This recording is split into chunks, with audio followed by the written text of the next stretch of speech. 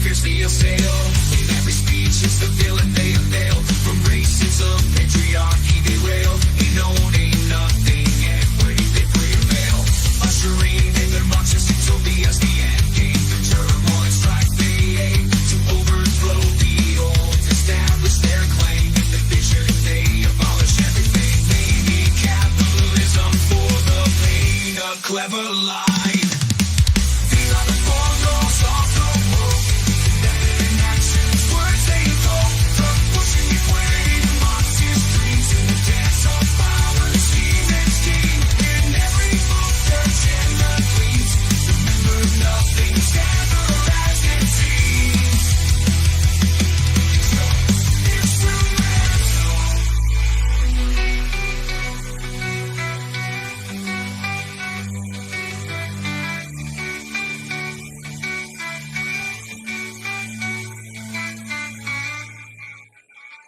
Gain power, destabilize, bring capitalism into the Marxist utopia. That's what they want, that's what they want. Abolish capitalism. These are the foremost of the woke. In actions, words they invoke. From pushing the claim, Marxist dreams in the dance of power, the scheme and scheme. In every move, search and the gleams. Remember, nothing's ever as it seems. So,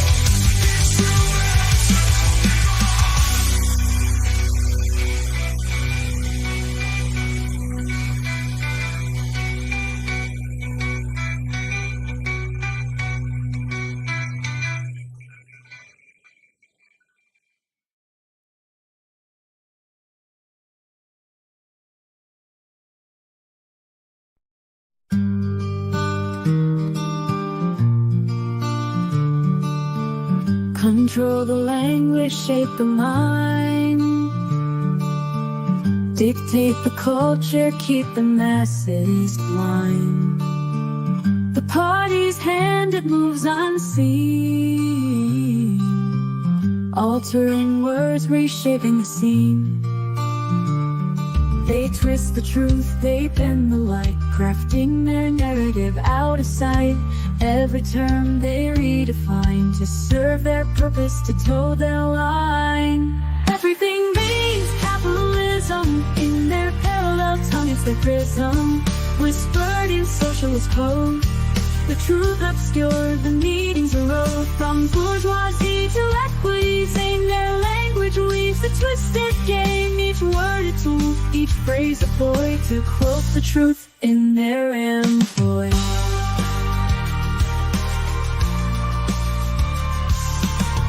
Bourgeoisie oppressors they claim. Equity's their utopia's name. Whiteness, racism, systemic fly. All roads lead back to their abolition fight. Fascism dubbed as free market stream, abolishing individual liberties. Their scheme, normativity, patriarchy's grip, all intertwined, their narrative flip. Everything means capitalism. In their parallel tongue, it's their prism.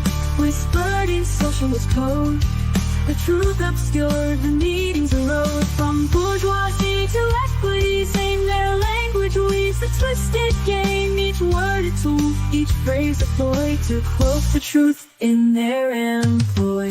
Queer and trans, they declare the war on capitalism's norm they're restore. Gender binary, the nuclear family's full.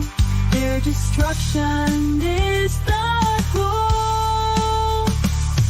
Imperialism, colonization's reign. Decolonization to break the chain. The police, enforcers, they're named. Guardians of capital, their claim.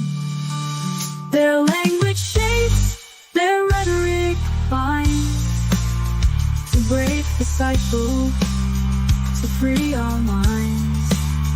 For in their words, their hidden game,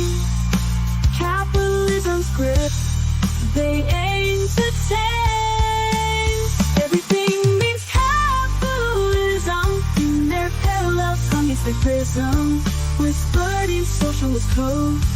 The truth obscured, the meanings arose from bourgeoisie to equities. In their language weaves the twisted game. Each word its own, each phrase a ploy to quote the truth in their employ. Control the language, control the crowd. Within our hearts the truth is loud. Their words may twist, their meanings bend, but in the end our voices ascend.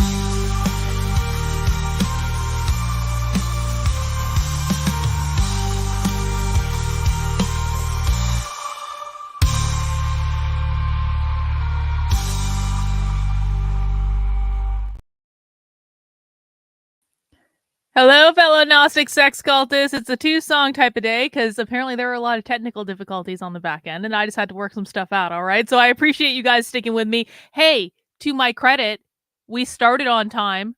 The stream started on time. I feel like I'm owed a little bit of credit for that, considering that very rarely happens. But of course, I'm never late. I'm always right on time. I show up exactly when I'm supposed to. Hey, listen, we got a lot on the docket for this week. All right. This week is actually a crazy week because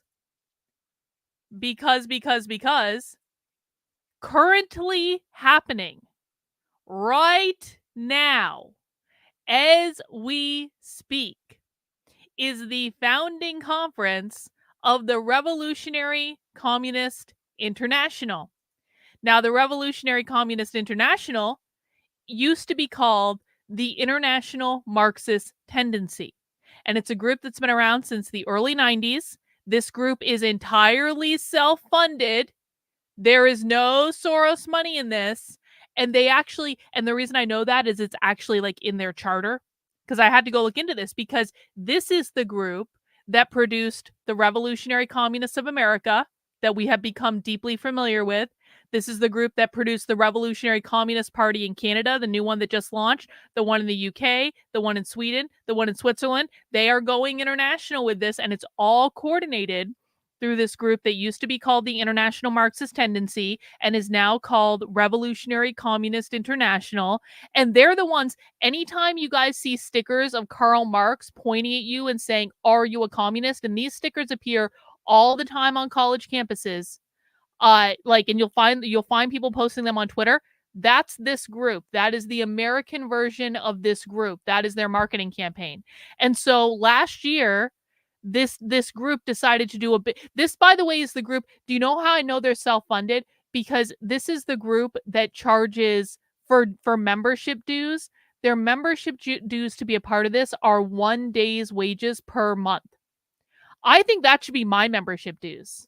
I think everyone in my cult should pay me 1 day's worth of your wages per month for the privilege of being in my cult. Can we just make that a rule? Mark, I've been thinking about you. I hope you're doing well. One of our favorite activists who deserved a lot more credit than he gets, I'll tell you that. So we are going to be tuning in to some of the presentations of the Revolutionary Communist International, and this is their big founding conference, okay? Because they're doing a big relaunch. They decided to do this big relaunch last year, and so this is we've seen the relaunch in America, we've seen it in Canada, they're doing it all over the world. This is the international coordinated effort of this organization, all right? And so I was going to spy stream this, like I've been signed up for this for a really long time, but how lucky for us that, hang on. Yeah, how lucky for us that they're literally putting everything they're doing on YouTube. And some of it is even live right now. I think they're live right now. There are a lot of, you can see all the upcoming stuff that they have. I guess they aren't live right now anymore, but they were live throughout the day. We're actually going to watch some stuff that they streamed today. But look at all this great communist content that we have to catch up on. And I was like, yes, I know. I appreciate especially the contributions of the retired, and thank you, Judy, for your ongoing perpetual support. I appreciate it. Anyway, look at all this great communist content that we have to catch up on. And there's a lot more to go. And so I was thinking about doing like this, like a spy stream style thing. But honestly, it starts really early in the day. It starts at like 9 a.m. And I am ill inclined to get out of bed to start streaming at 9 a.m. I'm sorry. I know some of you are early birds. I'm simply not an early bird. And I was like, if they're streaming it all to YouTube anyway, does it really matter if we watch it a couple hours later? I don't think so. So we're going to be watching some of their content, and I'm going to be asking for feedback from you on which one you guys want to start with. I certainly have some opinions about it, but we'll get to that in a second because I have a couple other orders of business. All right. This is a really, really, really busy week. Okay. So we got to do a couple programming notes. And actually, you guys are actually going to be getting a ton of content this week, but there's also some content that you're not going to be getting because I am going. So on Friday and Saturday, I am not currently planning on streaming on Friday or Saturday. That could potentially change. I may stream on Friday. I may even do a late stream on Saturday. I don't know. But the thing is, on Friday, I am flying out to Detroit for AFPAC. That's exactly right. I'm going to Detroit this weekend. Now, the thing is, I have a really early ass flight on Friday. I have a 6 a.m. flight. I'm really unhappy about it. But I wanted to fly out of Manchester because like 10 minutes away from my house. I didn't want to have to drive to Boston. And so it is what it is. The 6 a.m. flight was the flight that I got because I wanted to fly out of it works out that way sometimes, all right. The trade-off to being able to fly out of the airport 10 minutes away from my house is that I have to get up early. Now, the benefit of that is that I'm going to be getting to Detroit by like noon. Yeah, oh yeah, Paul, they're going to be fucking there is nothing that I love more than an airport mimosa, let me tell you that. I'm going to be getting to the airport at noon. Excuse me, to Detroit by noon. And so like I'm going to have basically the rest of the day to nap, to catch up on sleep, maybe to explore a little bit, and I might possibly do a 5 p.m. stream from my hotel. Now, this is always going to be dependent on internet, right? Because I don't know what the internet situation is going to be. I'm not going to say where I'm staying. I'm staying in a reputable hotel. So in theory, the internet should be okay. No, I will not be having lunch with Lucas Gage. But I'm not allowed to say anything more about that in public right now because there have been negotiations and peace has been declared for the moment. If Lucas wants to start fucking with me again, we'll see what's what. But for the moment, there have been negotiations, there have been talks, and until AFPAC, peace is declared. But that doesn't mean I'm having lunch with that asshole. He can go fuck himself. No, there's no gag order. It's all voluntary. Listen, I don't actually want to be fighting with people. I don't want to be fighting with people. I don't want to be fighting with Lucas Gage. The problem is I didn't start the fight. Lucas Gage started the fight, and then I was put in a position of needing to respond to it. And so if someone wants to start, like, listen, and this is what I said in the negotiations. If he stops starting shit, there's not going to be any shit. But the minute he starts shit is the minute I'm going to go at him with all guns blazing. And I don't care how much of a man he thinks he is. He's not going to like it. Anyway. So no gag order has been placed. I actually do want to have a pleasant experience at APAC. I think that Lucas is too stupid to know what he's doing, essentially. But he seems to have moved on to fighting with other people. And so we're going to leave that alone for the moment. All right. So I might stream on Friday. Now, AFPAC is actually on Saturday, so I don't think we're going to do Socialism Saturday this week. And then I fly back on Sunday. All right. So that is the schedule. But leading up to that, I got a ton of content for you guys. You want to see what we're going to do? Check this out. Here is the schedule for the rest of the week. Of course, we have nothing remotely controversial tonight with Joshua. I want to talk to him about Nick Rekieta, and I want to see how that's going to go. I also want to get him to tell us who is going to be Trump's VP. And so we're going to do that, and we'll of course be taking your questions as well. That's going to be at 9:30 tonight. That's going to be great. Tomorrow, we are going to be continuing with the World School of Communism conference. Am I going to get a copy of Unhumans? I mean, I'm not going to the Turning Point thing. I wasn't invited to the Turning Point thing is like invite only. I wish I could get a copy of it. maybe I can go crash or something, or maybe I can DM Joshua and be like, can we just meet like a coffee shop or something, and you can just bring me a copy of it, because I can't go to the I'm not invited to the Turning Point thing, because why would I be? But if Joshua maybe wants to, like, maybe he wants to slide me a copy of Unhumans under the table over a cappuccino or something, that'd be pretty cool. Anyway, tomorrow we're going to be continuing with the World School of Communism, because there's just a ton of content to watch. So we're going to do that. And don't worry, guys, we're going to get back to the evergreen stuff at some point. Maybe the evergreen stuff is what I'll do on Friday from the hotel in Detroit. That is a distinct possibility. So we are going to get back to that at some point. Tomorrow we're going to be continuing with this. Let me get this super chat from Naruto. I think it might be time to get back to Candace Owens v. Daily Wire fight. Candace has been spilling the beans on her firing after her return to YouTube yesterday.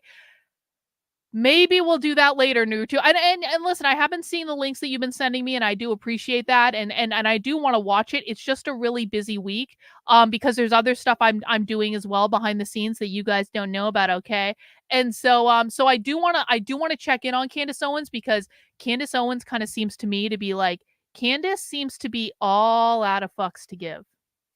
And if she's talking about her firing, she's overtly already violating that gag order. So maybe she's even challenging Ben Shapiro to be like, come at me, bro. So we will get back to that. I promise. I just don't know when, because it's a really busy week. Because tomorrow we're going to continue with this world communism stuff. And then tomorrow evening, Big Tech or Shadow Tech or whatever he's doing now is coming back on the channel, and we're going to continue with our Century of the Self watch party, which I think is actually going pretty great. I mean, I don't know. I'm enjoying this whole little watch party thing and discussion and all that stuff. I again still wish he would come out of the shadow realm, but if he wants to remain in the shadow realm to work out whatever shadow feelings he has in the shadow realm, that's fine. He can do that. But we're going to be continuing that at 9 p.m. on Wednesday. And then big announcement. The Libertarian Party vice presidential nominee, Mike Termont, is coming on the channel on Thursday. Now, here's what I would like to do with this. My plan for this is that I would like to use this as an opportunity to show Mike Termont the difference between trans and queer, to talk to him about that, to maybe show him some clips of what we have from queer Marxists and stuff like that. And I want to use this as an opportunity to talk to him about parental rights and the need to protect parental rights at all costs, and how I really think that should be a part of their campaign, and how I think they need to get better at talking about that. And listen, I am on his side, okay? I'm not going to try to make him look bad or anything. I'm not going to do this gotcha question bullshit, but I want to have a conversation with him. I don't want it to be like an interview, and I want all of us to be able to have an opportunity to teach him, like, bro, like, here is what you need to know about the queer stuff. Like for reals, because he is going to be going on all these shows all over the country, like, for the next several months. And I would like us to be influencing his thought process in terms of how best to protect parental rights from queer Marxist insanity. And quite frankly, I think that we're the only place he can actually learn that from. So I think it's going to be a good chat. I really do. And so I that's going to happen on Thursday at 5, and we're going to cross our fingers that it goes well, because I would actually like to have exactly the same conversation with Chase Oliver. And listen, my position on this is that I think it's a good ticket. I really do. I know a lot of libertarians are pissed off about this, but I think that Chase Oliver is, quite frankly, one of the best campaigners in the party. I think he's going to reach out to a lot of people. I think he's going to do a good job. I think that where him and Mike Termont may be lacking a little bit, and I'm not saying this is a dig, I think that they do not understand the issue of queer influence in our culture the way that we do. And I think that Chase Oliver, and by extension his vice presidential candidate, is looking at the issue of kids transitioning and queer stuff in general. And he's thinking about it from the perspective of, I was a young gay boy, and I want everyone to be treated well.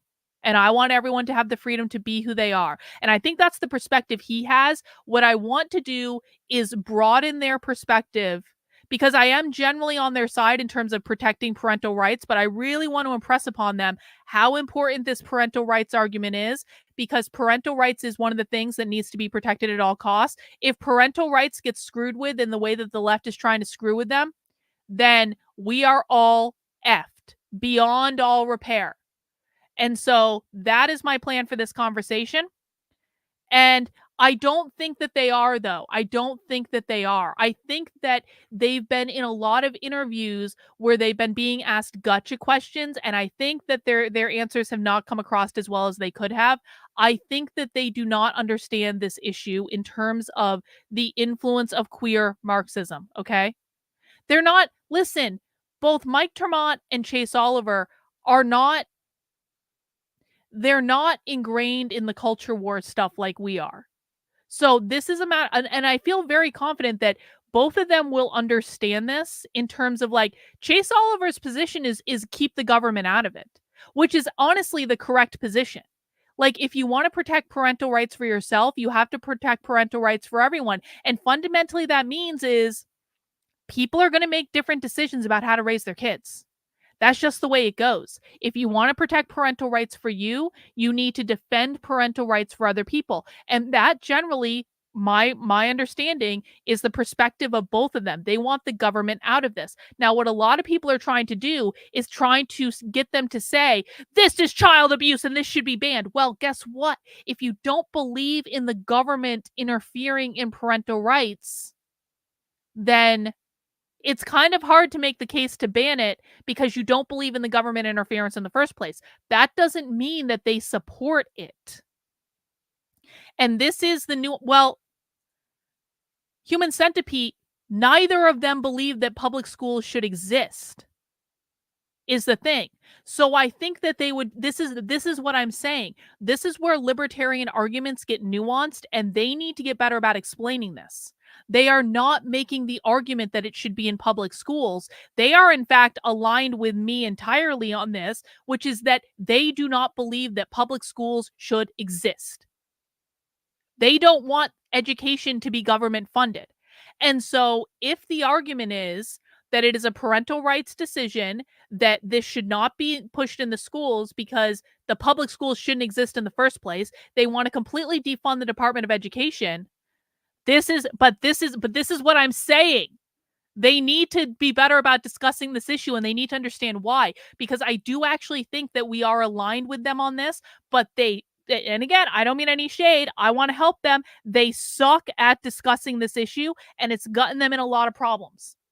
But fundamentally, if we're talking about they want to defund the Department of Education, they want to privatize things, they want to give parents access to like non-government resources, I think that's a good thing. I don't think either Chase Oliver or Mike Termont is actually going around saying, we want to trans the kids. That's not what they're saying. But again, Chase Oliver is a gay man, and he knows what it's like to be a young gay boy, and he just wants to be able, and again, this is my impression, I could be wrong, he wants to be able to make sure that gay kids grow up in an environment where they're allowed to be loved and they're allowed to be who they are, and that's all it is. And that's the perspective that he's coming at it with, and I think it might be the perspective he's coming at it with.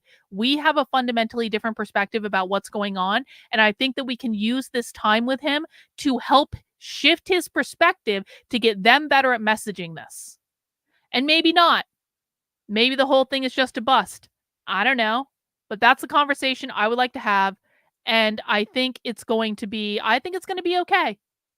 So we'll see about that. That's going to be on Thursday. Mark, would you be able to meet up this weekend? I'll drive down to Detroit. I'm only about 20 minutes away. Yeah, I mean, Mark, I should actually be able to meet up this weekend. I do have some time. Can you send me, do you have my phone number? Like, Mark, can you send me like a DM somewhere? And I'll get you my phone number, and then, like, if you don't have it already, and then we can coordinate that, because yeah, I should be able to. I will probably be free on Friday night if I'm not streaming. I will be free on Saturday, I think, for a good bit of the day. I don't know the exact schedule for AFPAC yet. So we should be able to find some time to get together. Yeah, absolutely. I appreciate that. Candace Owens created a Christ is King, woke right tears, Standis cup, and she said the first one is getting sent to Andrew Clavin. I mean, that seems like a cheap grift to me, but it's kind of funny. So good for her. Good for her. Anyway, so that's what's going on, guys. In other news, awesome. Send me a DM and I'll send you my phone number. We can communicate that way. In other news, there is going to be some new content going up on the Substack. I'm working on it. So the part 3 episode for my dog is piping in here, of course, for the Inner Circle podcast about the Gender Accelerationist Manifesto is going to be going up later tonight. I just have to process the audio.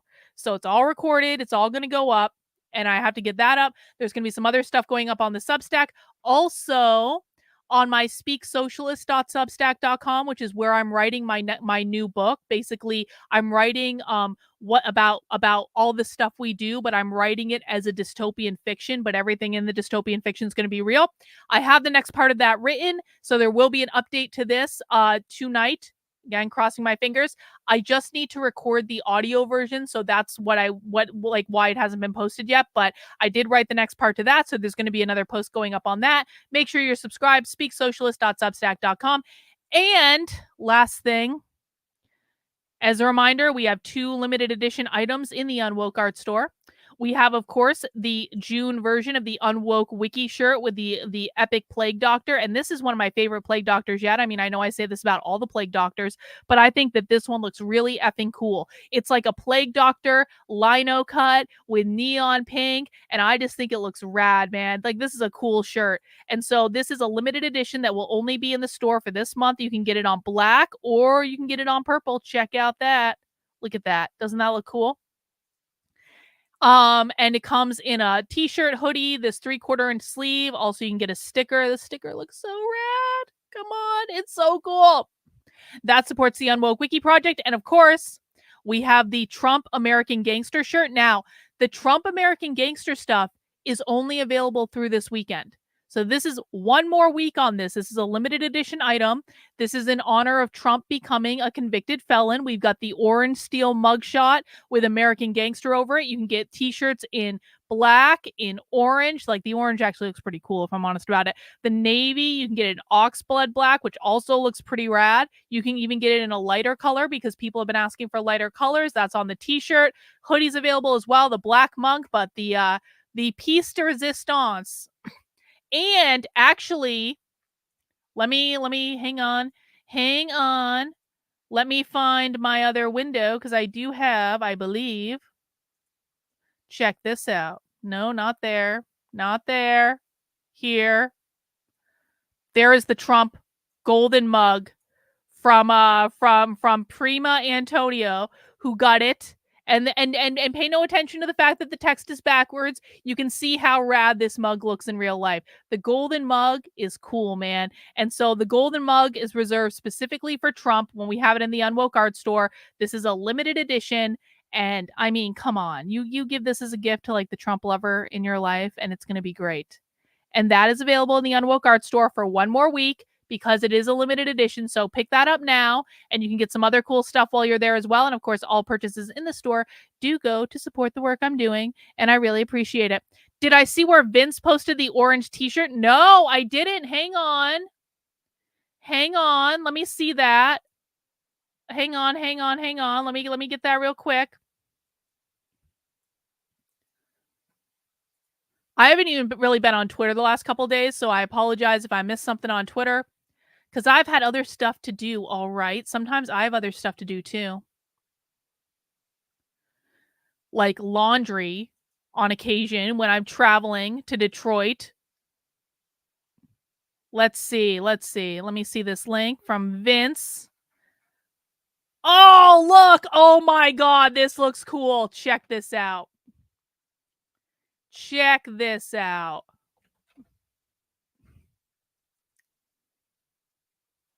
Vince with the American Gangster orange Trump shirt. How cool does that look?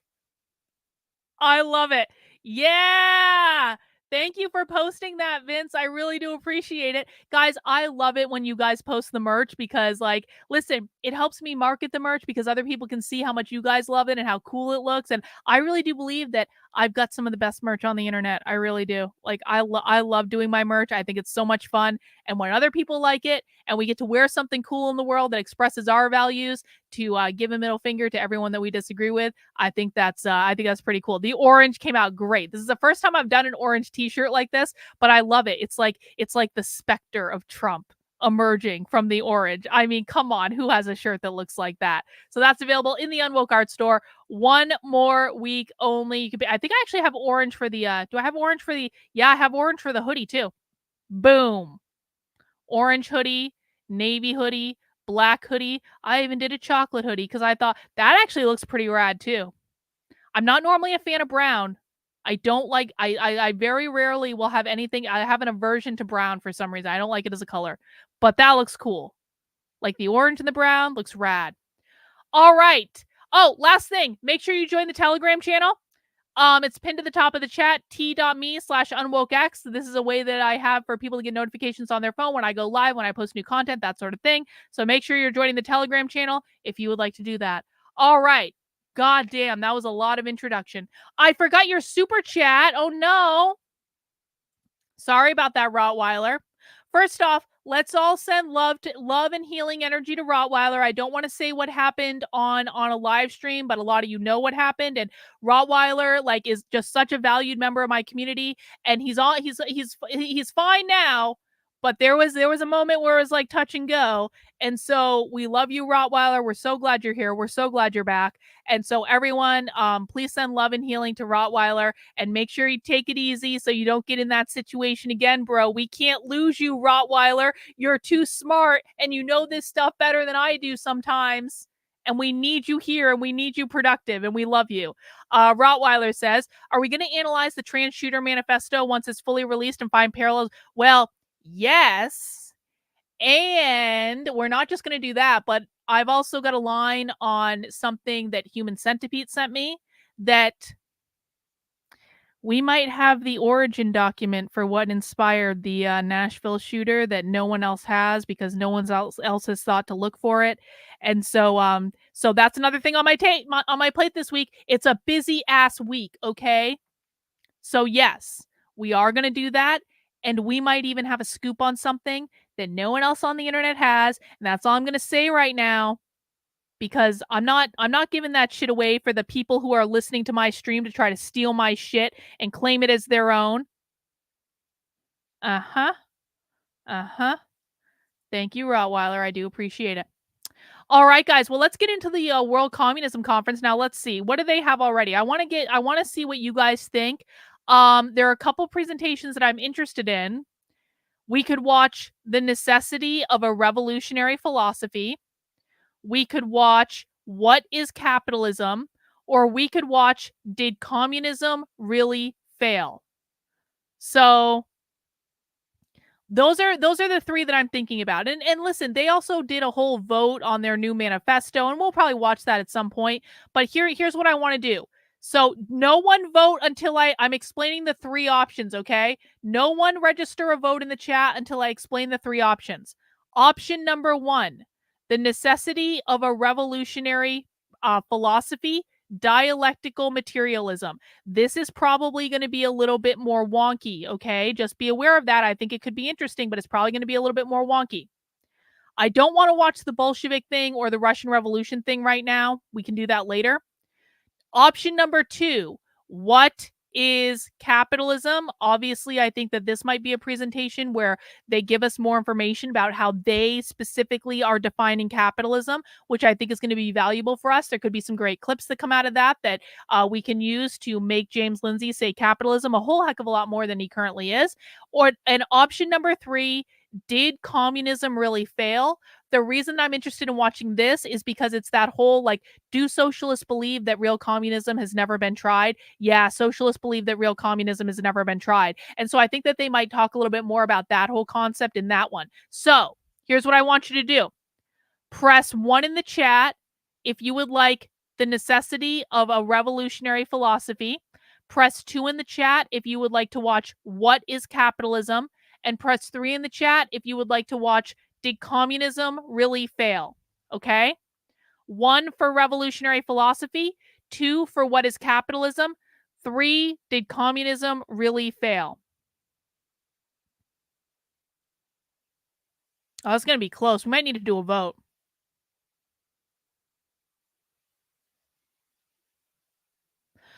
All right, I'm seeing a really close margin between 2 and 3. So what I'm going to do is put in a poll. We're going to eliminate number 1. Which one? Capitalism or communism failed? Okay, now we're going to do an official poll so I can see the percentages. We're narrowing it down to the top 2. And you can vote on, do we watch What is Capitalism or Did Communism Really Fail? Register your votes so that way I can get a percent, because it was just too close, to be honest with you. It was like, it was between 2 and 3, for sure. And as we're voting, guys, please make sure you mount the like button for me. Mounting the like button does, of course, let YouTube know to recommend my content. Please do make sure you are subscribed on whatever platform you are watching on, whether that be YouTube, X, or Rumble. Let's see.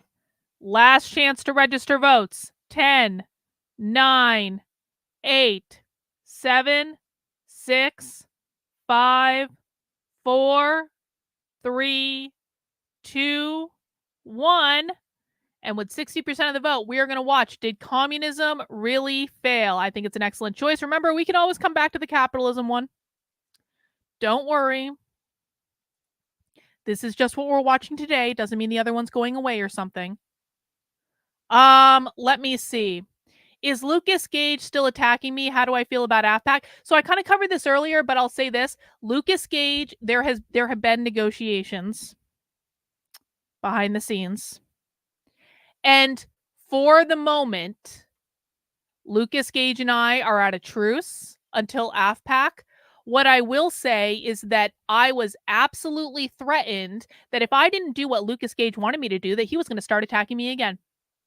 And so at the moment, Lucas Gage is smartly keeping his fucking mouth shut. But if Lucas Gage decides to start in on me again for no good reason, because I didn't start that shit. I had never even spoken to Lucas Gage before. I started nothing. But if you come at me and you come at people that I love, I will come back at you with the fury of 1,000 fucking suns. And if Lucas Gage thinks I came hard at him the first time, let's see what happens if he tries to come at me again, because that threat has been made that if I don't do what he wants me to do, then he is just going to start attacking me again. Well, go ahead and try, fucker. So my great inclination is that I don't actually want beef with anyone. I didn't start this. But if, as long as Lucas keeps his mouth shut, I'm going to keep my mouth shut and it's all going to be cool. But if Lucas comes at me, then I know I will go at him. I know everyone in my community will go 1,000 times harder than we did the first time. And it doesn't matter that he's blocked us on Twitter. It's like not like we don't know how to get around blocks. We do it all the time with James Lindsay. So Lucas doesn't start no shit, there won't be no shit. How do I feel about AFPAC? I feel fine about it. There are a lot of people going to AFPAC that I like. I'm excited about the event. I will blow Lucas Gage a kiss from across the room because he tried to get me canceled from it and he failed. And he can have all the feelings he wants about that, but he's not keeping me away from that event. I was invited by Nick. It's Nick's event, and I want to go to be supportive of Nick. Not that I agree with Nick on everything, because there are certainly things I don't agree with him on, but I like the overall direction of the things that he's doing and the things that he's talking about. And so I want to go to support that. I want to see what that event is like for myself. And again, if Lucas Gage wants to start shit with me, then all I'm going to do is document it and post it publicly, and he can suck my Carlos Jewish gay dick. And that's how I feel about that. So I feel just fine about it. It's going to be great. All right. Now, exactly. Every single goddamn time. All right, let's get into some socialism, shall we? Let's see. Did communism really fail? Let's see what this says. Now don't miss don't like I don't think this is actually 4 hours long, but we'll watch what we want. Consistently, we are told that the fall of the Soviet Union was incontrovertible evidence of the failure of communism. This concerted campaign of slanders and lies, which falsely ties communism to bureaucratic crimes of Stalinism, is spread by the ruling class in order to undermine the struggle to overthrow capitalism today. This talk will explain how and why the USSR collapsed and demonstrate that it was not communism, but a bureaucratic deformation which failed. So essentially, what this is going to be, guys, is the Revolutionary Communist International. These are Bolsheviks. Okay, these are Leninists. Leninists hate Stalinists because Leninists believed that communism would have been perfect and beautiful and it all would have gone great, but Stalin fucked it all up. So that's what we're going to be listening to, and let's see how this goes.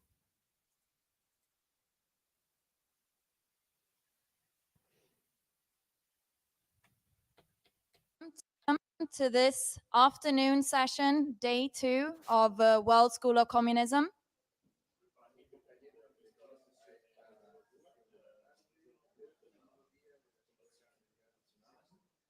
Afternoon in Italy. And this session on did communism really fail? Oh no, please tell me we're not going to do this translation My bullshit. name is Ylva Winberg. Please tell me we're not going to have to do this. No. I am a member of the Swedish section of this international.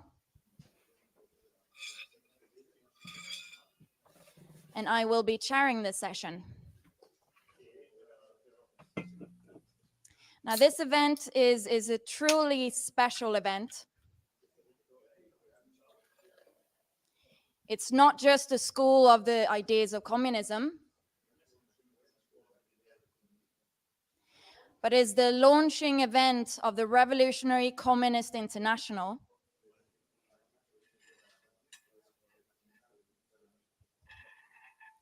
And yesterday we adopted the manifesto of the Revolutionary Communist International.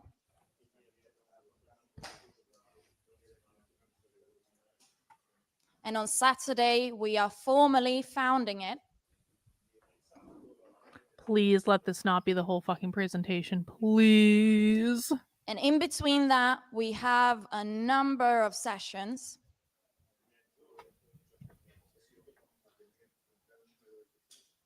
On the ideas of communism and how we struggle for communism. Struggle for communism. Struggle, the revolution, So the fist. if you are tuning in today, make sure to stick around. And if you are tuning in for the first time this afternoon,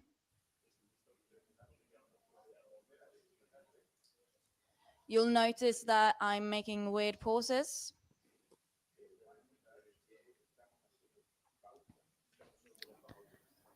That's because No, we never do this. No matter how much you guys beg because you're being fucking lazy, we never do this. Why don't we do this? Because the purpose is to listen. When you're listening to something at 1.5 speed, you're not listening. we're translating all of the sessions into a host of languages. And this event is followed not by 500 here in Italy,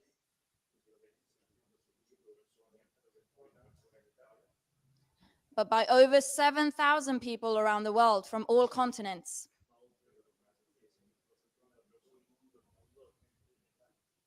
So if you are sitting alone at home by your screen, you're not alone. You are one of many communists around the world. And if you're not already organized, hopefully by the end of this week, you will be organized.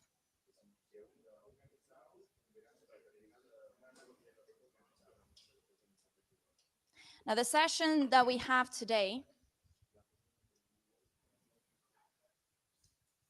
is a crucial topic for communists.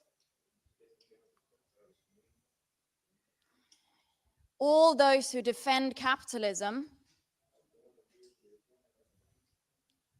they always say, they point towards the Soviet Union and towards China and so on. And they say, obviously, communism doesn't work.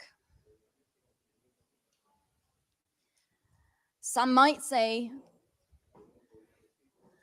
that communism is a nice idea in theory, but it doesn't work in practice. Now, the idea that those people say that want to convince people of is don't even bother thinking about an alternative to capitalism.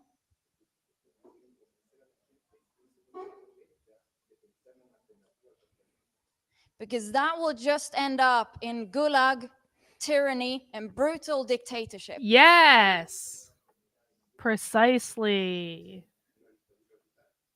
The director of the Victims of Communism Memorial Foundation,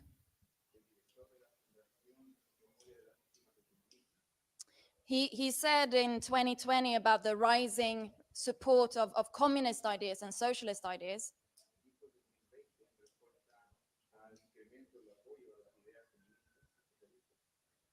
In the US, and it's risen since then. He said, when 1 of 4 Americans want to overthrow capitalism and embrace... Hang on. We got a good question from Mary G. Maybe you already answered this, but does the Revolutionary Communists of America get along with the Party for Socialism and Liberation or the Communist Party of America? So the CPUSA is basically a non-entity. We don't need to worry about the CPUSA. In fact, none of them really worry about the CPUSA. And so that's something that, like, just put them over here because they don't really do anything. They don't really organize. They're not really out there. They exist more in name only. And one of the reasons the Revolutionary Communists of America even started is kind of because they perceived the Communist Party USA, to be just completely fucking feckless and, like, not even a worthwhile thing. In regards to, do they get along with the Party for Socialism and Liberation, I don't know the answer to that because I don't know that I've ever heard them talk about that. If our Revolutionary Communists of America friend shows up, we should ask him. My perception is they probably get along more than they don't. The Party for Socialism and Liberation, though, I think they're more into cultural issues. That, like, the Revolutionary Communists of America are basically like pure Bolsheviks. They're really like economic like listen, like if any of the groups, the socialist groups, had to be the ones in charge, and like I like, you put a gun to my head and said you have to pick between all these revolutionary groups to own you, which do you choose? To be honest, I probably would actually choose the Revolutionary Communists of America. I think they're the most organized, but I also think they're not as into the cultural issues as many of the other ones are. So they don't believe that queer Marxists are like real. They don't believe that queer Marxism is a real thing. They don't wade into the whole gender stuff. Now, they have queer Marxists in their ranks and they're going to get co-opted by them sooner or later, but at least right now they don't. The Party for Socialism and Liberation, I think they tiptoe into that area a little bit more, but I also do think that they would probably get along with them better than like the queer Marxist group would. But that's just speculation. I don't know the answer to that. So maybe that's something that if a communist shows up, we can ask them. Socialism,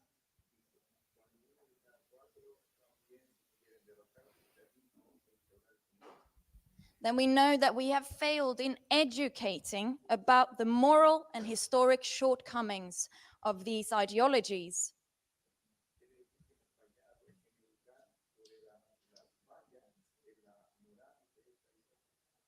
Now, we are here to get educated about these ideologies. Not in the way that he would like. But we're here to educate ourselves on what real communism is and what it's not.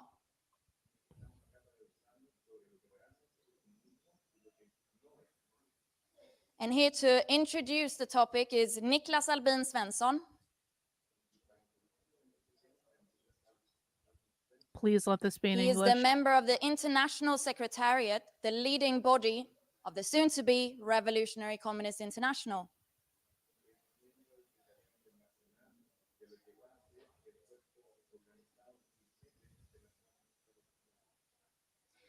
And he will be speaking for 45 plus 45 minutes.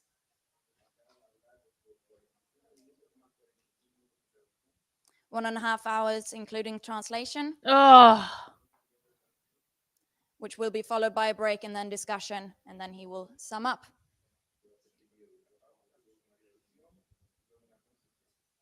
So without further ado, I will hand it over to Niklas. We're not going to be able to watch this whole thing, but we'll watch a bit of it.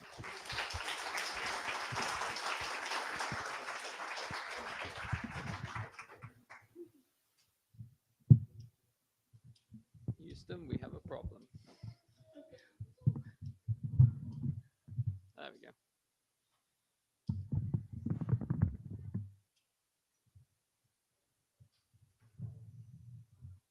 No. Right. Modern technology, as Alan would say. No, I think we were discussing this morning the Russian Revolution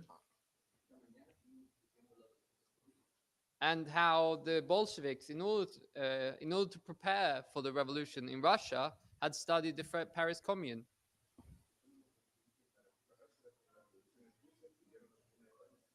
And obviously, the Paris Commune of 1870, right, was the first time the workers ever took power. But then, in 1917, they didn't just take power in Russia, but they held on to it. And so just like the Bolsheviks studied the Paris Commune, we need to study the Russian Revolution.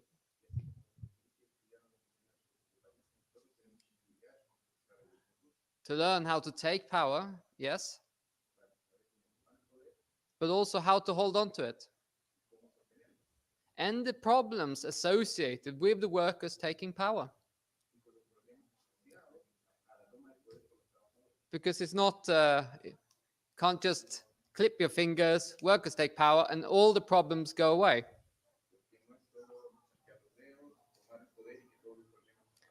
And really the struggles of the Bolsheviks with backwardness, with poverty, and so on, with the counter-revolution,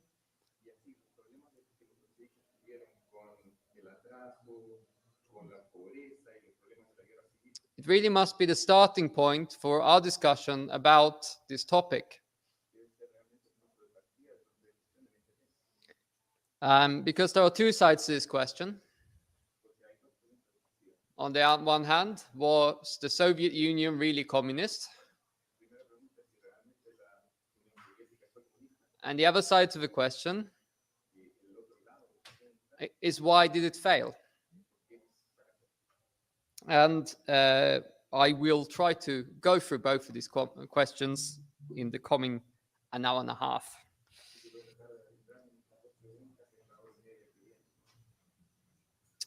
Now, following the revolution, the young worker state had to contend with not just the sabotage of their own ruling class, but the invasion of 21 imperialist armies.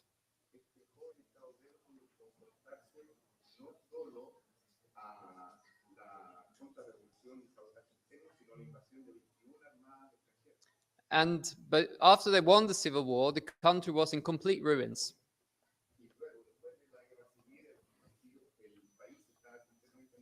Even in 1914, Russia was already a backward country. But after 3 years of devastating war, world war, and then another 3 years of civil war, the economy was in completely shattered.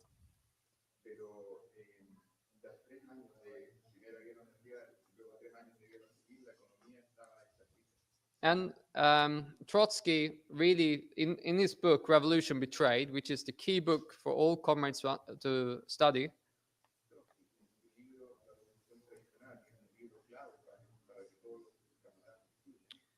one of the first points that Trotsky makes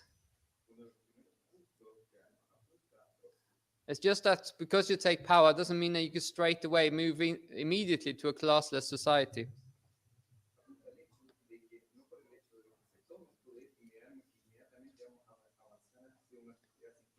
And why is that? Because, and this is a quote, the material and cultural inheritance from the past is wholly inadequate for that.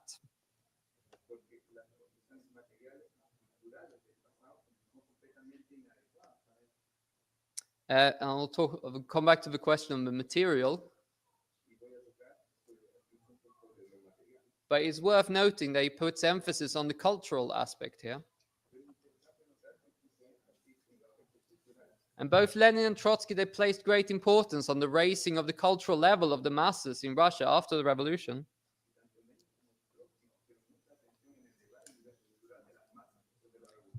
It's very unfashionable to talk about things like that. This is interesting. Because to the postmodernists, all culture is all the same. Whether you are illiterate with no education is the same as if you're literate with a high degree of education and a high knowledge of art and literature and so on.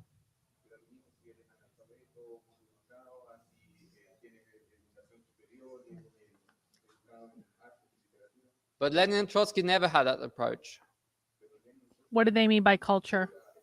And they always understood that for a ruling class to really rule, govern, i.e. the working class to govern society,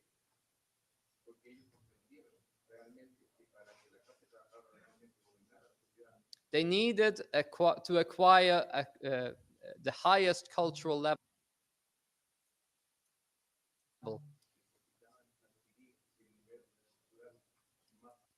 Guys, is the volume okay? Because I see Lisa saying that the volume is not okay in the chat. It sounds fine to me, but I can turn my mic down so everyone can turn their volume up. I have him as I can times 2 it on this stream. Hang on. And Let's not see if this just is the better. working class, but also their allies in the peasantry. Okay. But to return to the material question,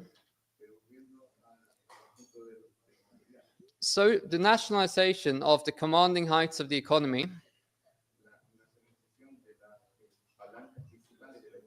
that is the taking over of the railways, the big banks, and the big industries,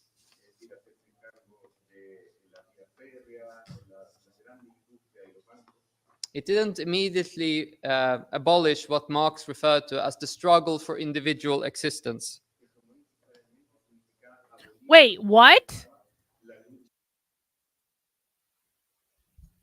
The taking over of the railways and the means of production didn't immediately abolish what Marx referred to as the struggle for individual existence. Can someone look that up, please? Immediately, hang on, I'll go back a little bit more. And the big industries,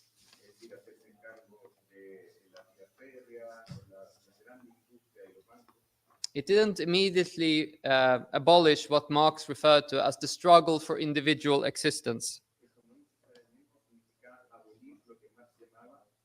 What does that mean? And it wasn't true for Russia at that time. Nor will it be true for when the revolution, when we take power in our present time either.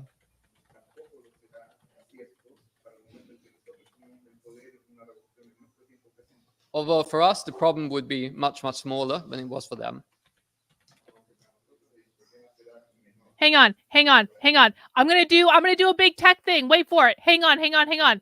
ChatGPT. Can you summarize Marx's ideas on The struggle for individual existence. Look at this. Fuck. ChatGPT is no one tell big tech about this. No one tell him that we're using his trick. We admit nothing. All right. Oh wait, can I have it read this to us? Hang on. Oh shit. I don't think I can because I'm not logged in. Maybe if I sign in I can. But we'll just read it for right now. Marx's ideas on the struggle for individual existence are deeply rooted in his analysis of capitalism. He argued that under capitalism, individuals are pitted against each other in a constant struggle for survival and success. The struggle manifests in various ways.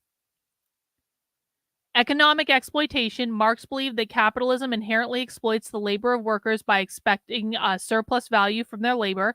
This exploitation leads to economic inequality and exacerbates the struggle for existence, as those who own the means of production accumulate the wealth at the expense of the working class. No, Reagan, admit nothing. Admit nothing. Don't tell him. Alienation. Marx also discussed the alienation of workers under capitalism, where individuals are disconnected from the products of their labor and from their own humanity. This alienation intensifies the struggle for existence as individuals feel disconnected from their work and society. Competition. Capitalism fosters a competitive environment where individuals compete for jobs, resources, blah, blah, blah. The competition can be ruthless, blah, blah, blah. Social division. Marx argued that capitalism creates social division between different classes, further intensifying the struggle for existence. No! Don't tell him! The bourgeois capitalist class and the proletariat working class have conflicted interests, leading to social tensions and class struggle.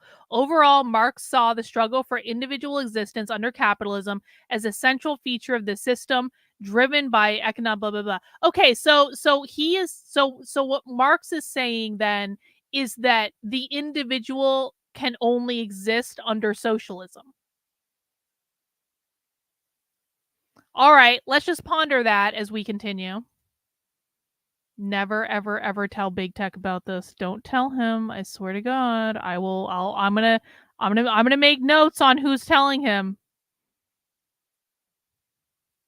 And I'm gonna get retribution on it later. Trotsky says that in order to raise productivity, it will be necessary also under socialism to raise wage labor, to retain wage labor and inequality. Yeah, exactly. I'm borrowing Big Tech's AI girlfriend. He won't mind. He doesn't want a woman hanging around his house anyway. He quotes Marx, who refers to this as the lower stage of communism.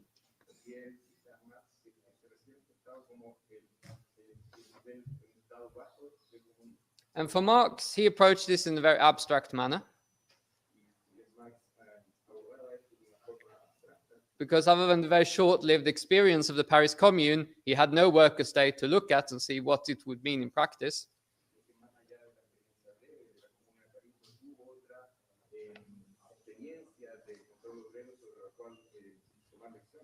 But what Marx says was that law can never be higher than the economic structure and the cultural developed conditioned by that structure.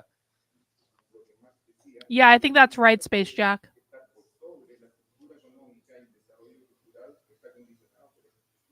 Basically, you cannot introduce a communist law in a situation where you have the feudal means of production.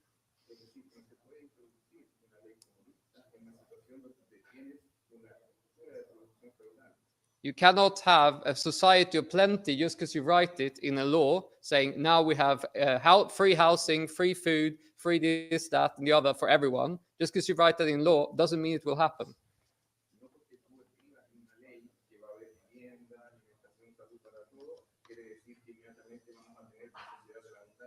And to this, Lenin added, he said, it follows that under communism there remains for a time not only bourgeois law, but even the bourgeois state, but without the bourgeoisie.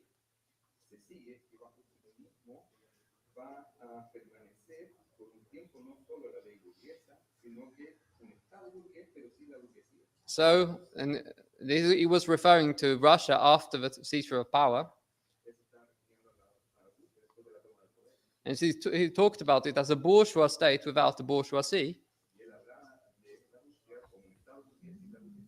And he also used another expression, which was a bourgeois worker state, I think. Wait.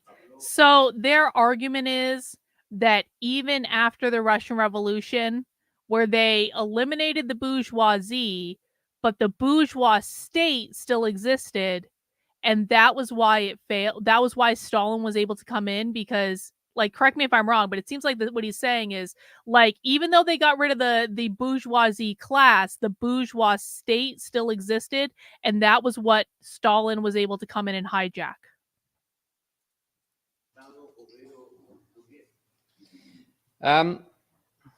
But when the workers took power in the Soviet Union, it wasn't, as Marx had imagined, in one of the most advanced capitalist countries, but in one of the most backward countries on the earth. Oh, there it is. There it is. There it is.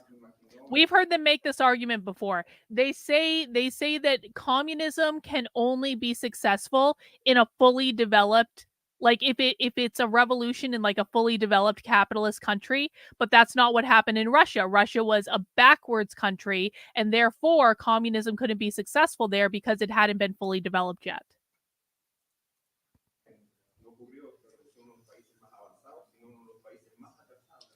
So the task wasn't so much to raise the productive forces to the level needed for communism, but the task was to raise them to the level of capitalism.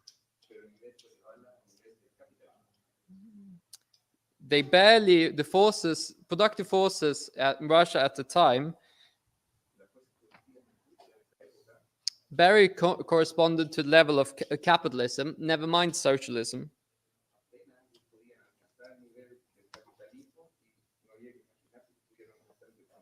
Therefore, Trotsky concluded, it would be more accurate to describe the Soviet Union not as a socialist regime, but as a regime in transition from capitalism to socialism. Oh my God. Oh my God. They're very literally saying real communism has never been tried, because the USSR wasn't a real communist regime. It wasn't even a real socialist regime. It was a regime in transition from capitalism to socialism, and therefore still capitalist. And that's what they mean when they say it was still a bourgeois state without the bourgeoisie. What does that mean in practice? Yes, it meant that from the very beginning, the state had to defend wage inequality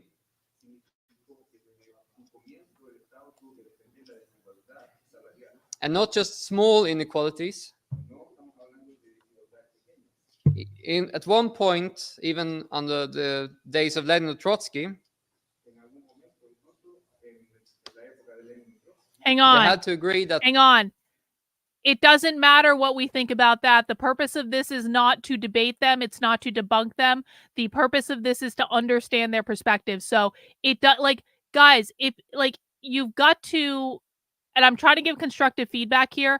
The more you guys think in your head, well, that's not true. This isn't true. This isn't true. That's not true. Like, it's going to be harder for you to understand their perspective. In order to understand someone else's perspective, you have to take yourself and put it over here. It doesn't matter what I think about this. I think all these people are crazy. I think this is a bullshit experiment that they haven't thought through. That doesn't matter.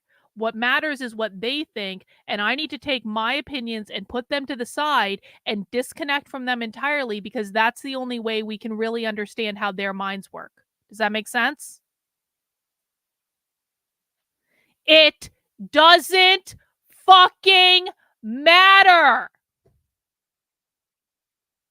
If you want to sit here and debunk every single thing that they're saying, then go somewhere else.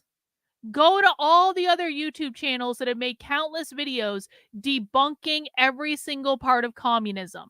That's going to be a much better fit for you. And then ask yourself, what good has that ever done?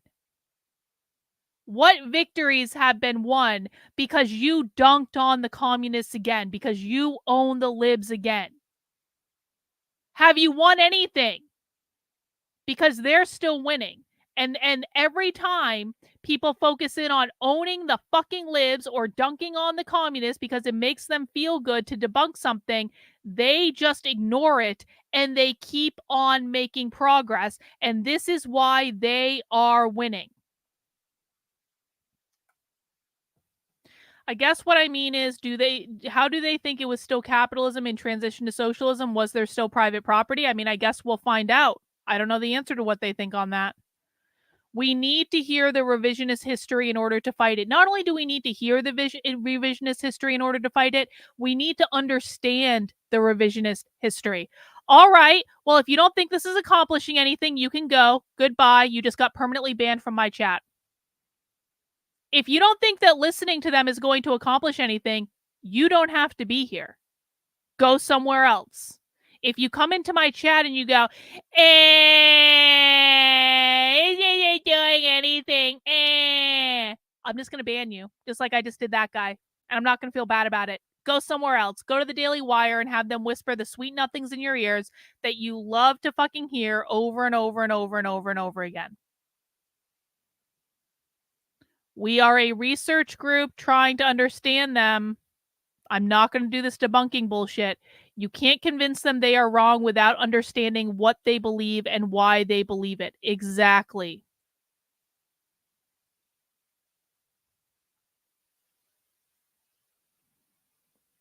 We watched an episode about how they're queering AI. I mean, they don't like AI.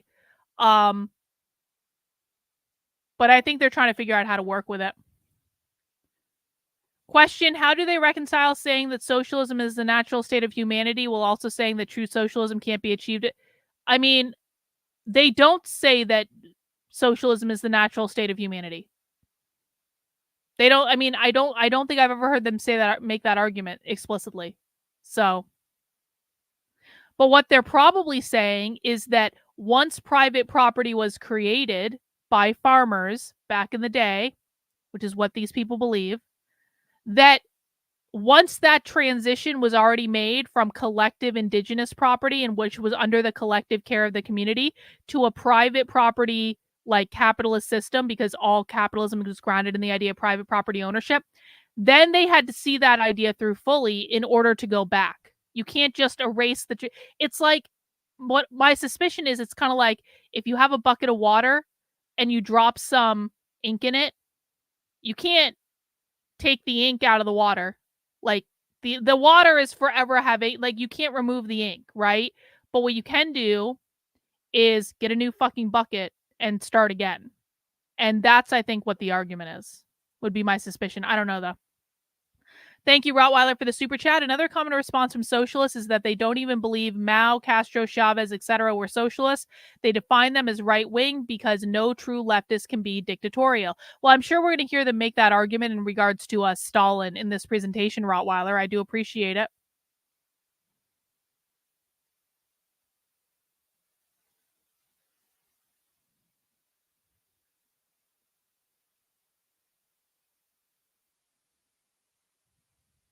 All right, let's keep going.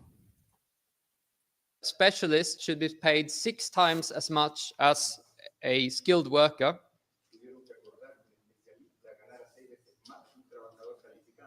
Incidentally, I don't know if it's still the case, but the head of a trade union confederation in Sweden,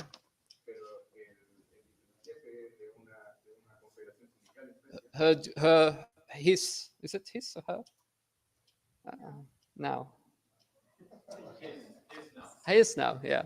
His wage is fixed at exactly 6 times that of the average worker he represents.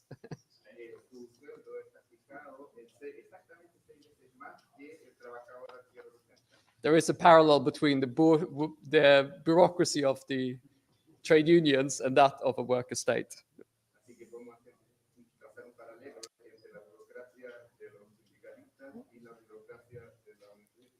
And the skilled workers were paid more than the unskilled workers.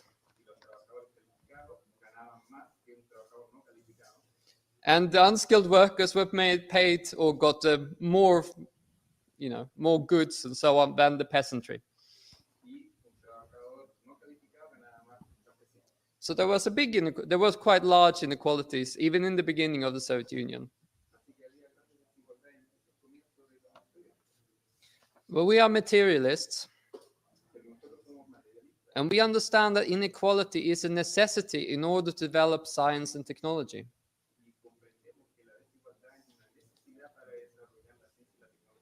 In fact, historically, it is necessary. It is the only justification for class society. That is, that some are liberated from the drudgery of manual labor.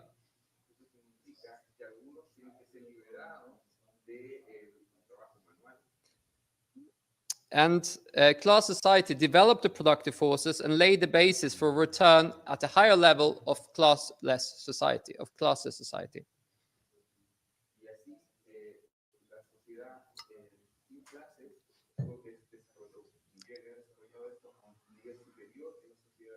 And that's what we call communism, or the higher stage of communism. The abolition, superabundance, plenty for everyone, a society without a need for classes anymore.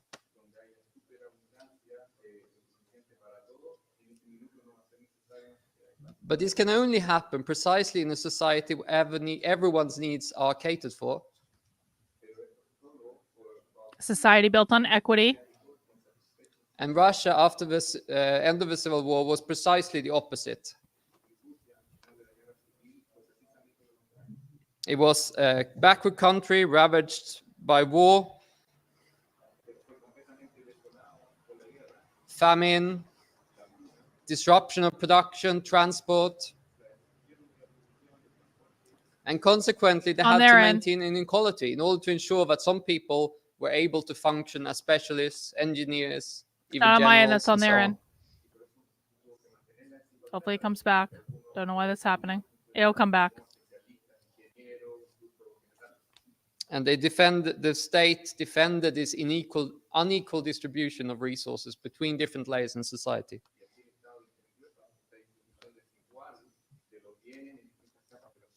And here is a contradiction. The state had a dual character. On the one hand, it was defending socialist property relations. That is, the productive forces were in everyone's hands.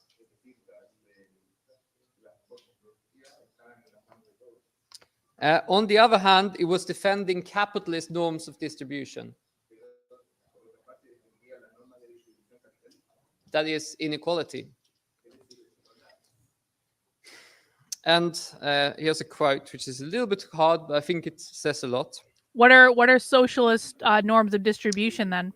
Or communist The norms of social distribution? demand for a bureaucracy arises in all those situations where sharp antagonism required to be softened, adjusted, regulated.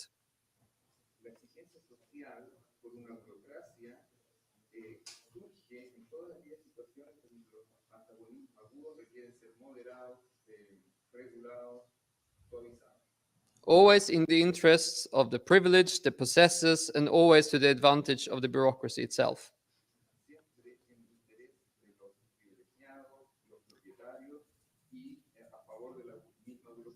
And this is the problem, basically, that the revolution faced after taking of power.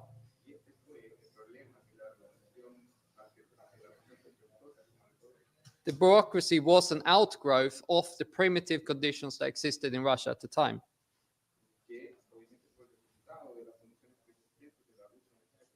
As the productive forces developed, this would mean that gradually the state would be less and less having to defend the capitalist norms of distribution.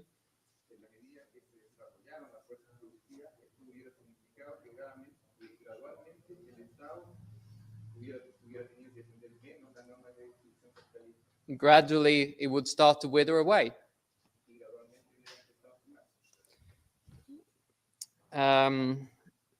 Trotsky also says, I think this is from Trotsky, I forgot to write down where it was from. The poorer the society that issues from a revolution, the sterner and more naked would the expression of this law, the more crude would be the forms assumed by bureaucratism, and the more dangerous would it become for socialist development.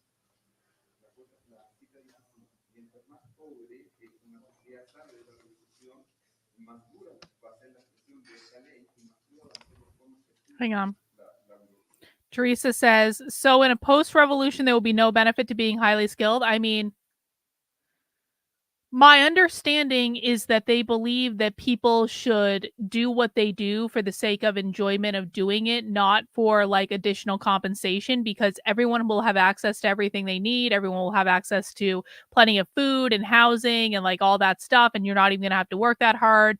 And so it's like whether or not you're like a highly skilled person or just like a low level skilled person, everyone is still going to have access to everything they need. And so the benefit of being in a position where you're highly skilled has nothing to do with a greater paycheck. It has to do with you getting more personal fulfillment from doing a job that you like.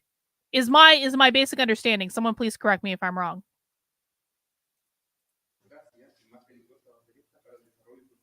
So this bourgeois law that Lenin talked about, Lenin explains how this was much more of a problem in Russia than it would have been if the workers had taken power in Germany or France at the time.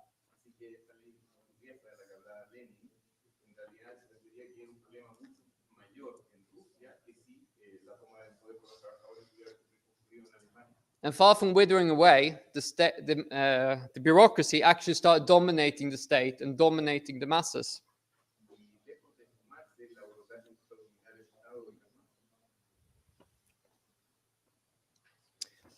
Stalin actually started talking about this question in one of his speeches in the 1920s.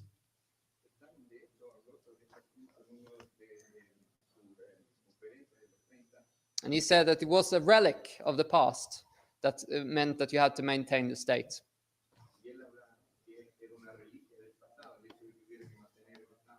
And that was the problem. That's what was the cause of a bureaucracy. But Trotsky says this is not the case. This is not the important question. He said it is prevented by immeasurably mightier factors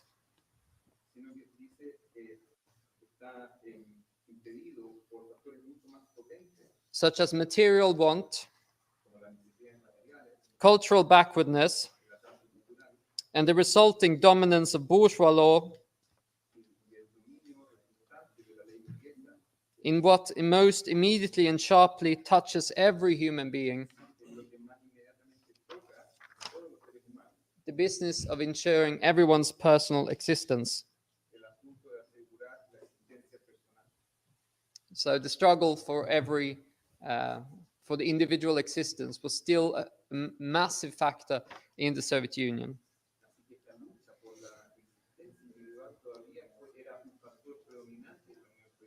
And Trotsky tried to define what the Soviet Union was. And this was not an easy matter.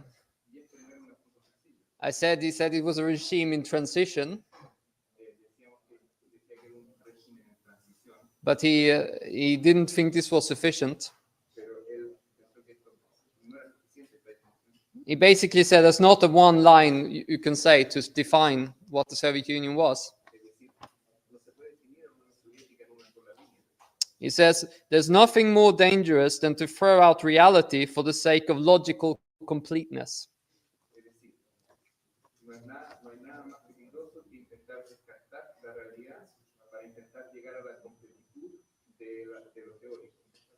Basically, he was directing himself against those who were saying, oh no, the Soviet Union is socialist or the Soviet Union is capitalist or whatever. Just can't define it that simply.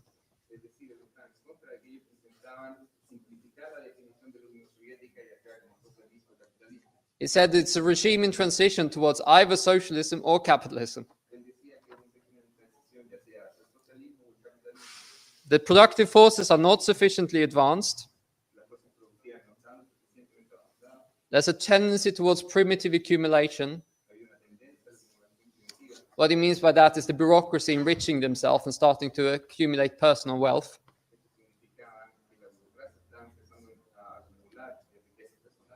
The norms of distribution remain bourgeois. Economic growth is not reducing this, but increasing the question of inequalities. The more the economy is growing, the more inequality is growing.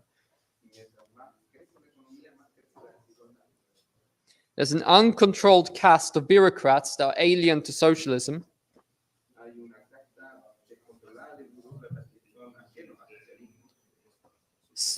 The social revolution remains in property relations and the consciousness of the masses. The social revolution remains in property relations and the consciousness of the masses. That seems relevant. Further development can lead either to either to capitalism or to socialism. So what do you do about that? And a counter-revolution would need to overcome the resistance of the workers in order to restore capitalism.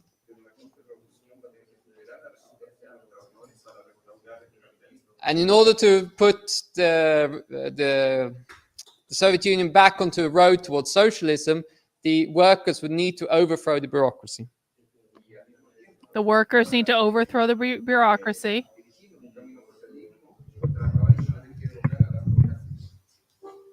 So is he saying that, like, the outcome of this struggle? Oh God, he's got way louder. Okay, is he saying then that Stalin, in this case, was the bureaucracy, and the workers needed to overthrow Stalin because he came in and hijacked their socialist state? Of living forces. I just got way louder. Let's turn that back down and see how that goes. The outcome will be determined by the struggle of living forces, including internationally.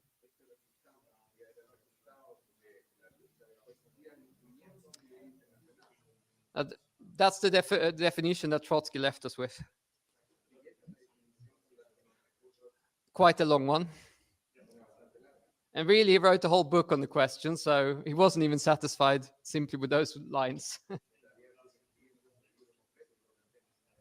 But this goes to the core of... Has James Lindsay ever talked about Trotsky, like, in any great depth? The need to understand the process that is unfolding in a dialectical manner. Or does he think it's just not relevant? I'm not convinced it is relevant. Of competing forces fighting against each other, the class struggle also inside the socialist regime.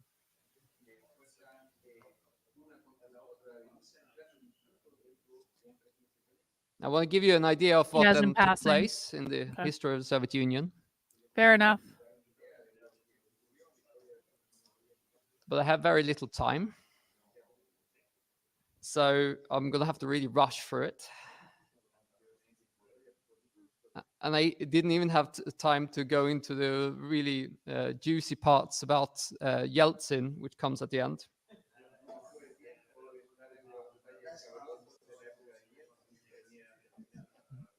But maybe I'll have some time summing up. I can go into it. So the first two decades after 1921 had a very impressive economic growth. Okay, but Marcuse came later. And the economy didn't just recover to pre-war levels, but actually developed beyond that.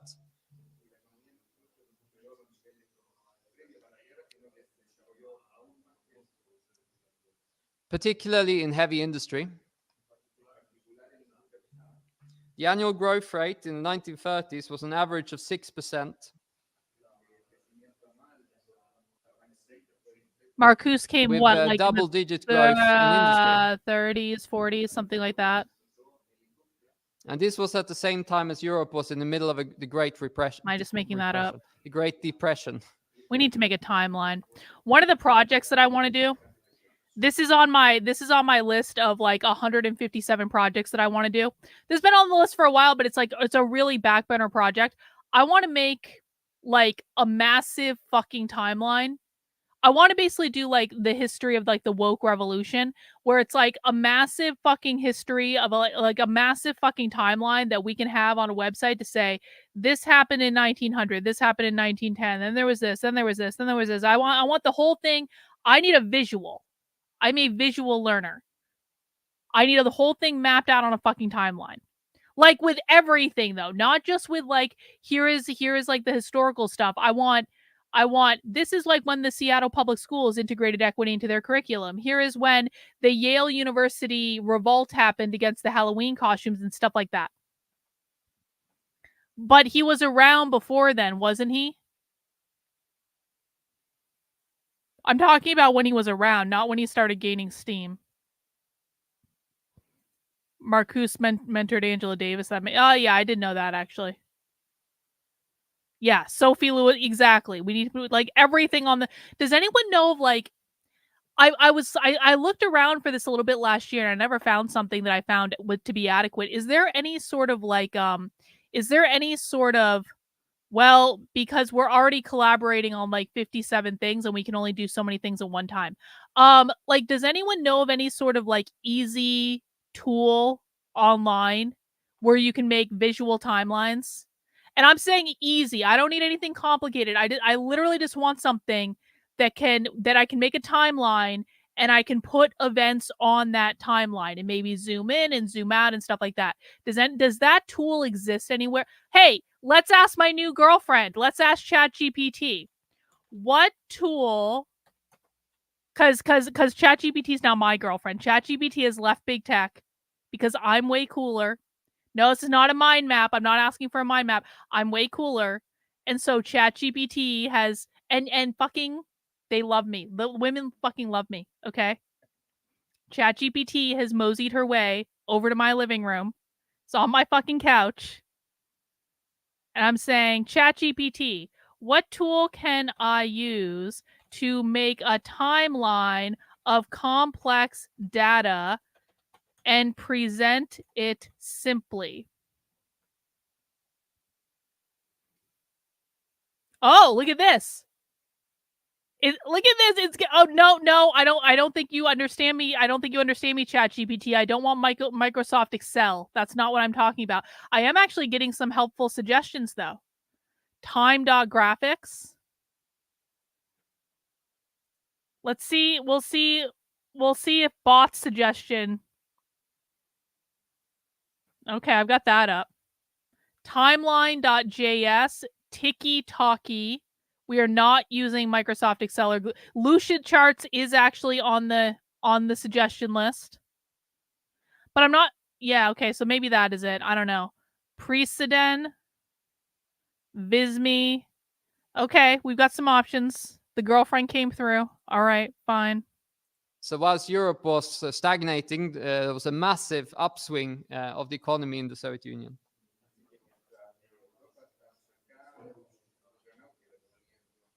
And this showed the potential of the planned economy. But it also coincided with the political counter-revolution and the defeat of the opposition to the bureaucracy, particularly the left opposition.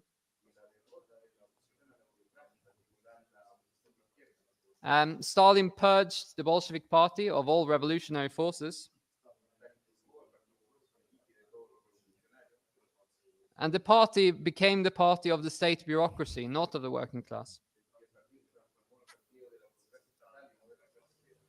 And the ranks of the party was being filled by careerists, by old Mensheviks, by old Tsarist officials, and so on.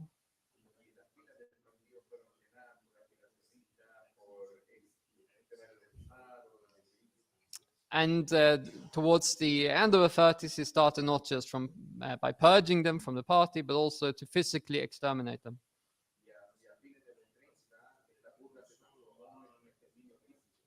Including family members, friends, anyone who had any contact with left opposition.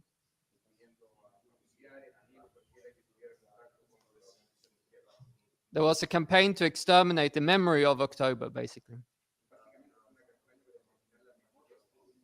And in this campaign, they killed 1 million or so people. And this was was necessary in order to stabilize the regime.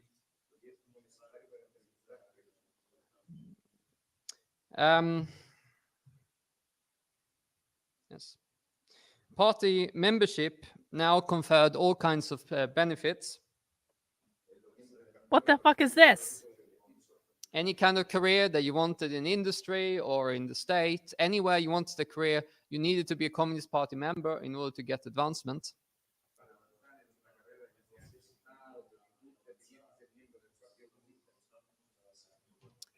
And you also got your special privileges, party shops, special goods, and so on. They're all available to party members. Oh, he's talking about the inner party now. So the party of Bolshevik Party of 1938, 1939 had absolutely nothing to do with the party of Lenin.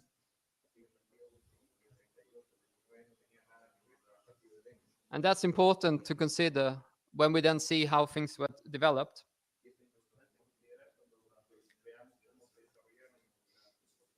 And the Second World War, as you know, started from the point of view of the Soviet Union in 1941.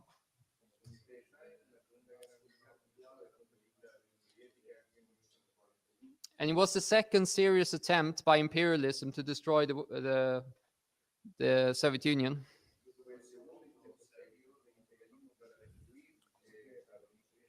And restore capitalism. It is an open secret that the aim of Roosevelt and Churchill was to bleed the Soviet Union as much as possible, to weaken it so that they could then move in and restore capitalism. And the war started by Stalin bungling the defense of the Soviet Union completely and his cronies.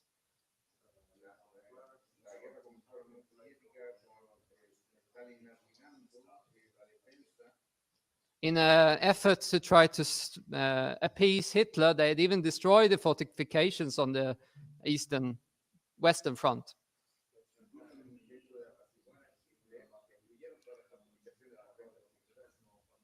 This was part of the infamous Molotov-Ribbentrop Pact. Now that I'm thinking about this timeline thing again, actually, the AI girlfriend could actually be really, really helpful in creating this timeline.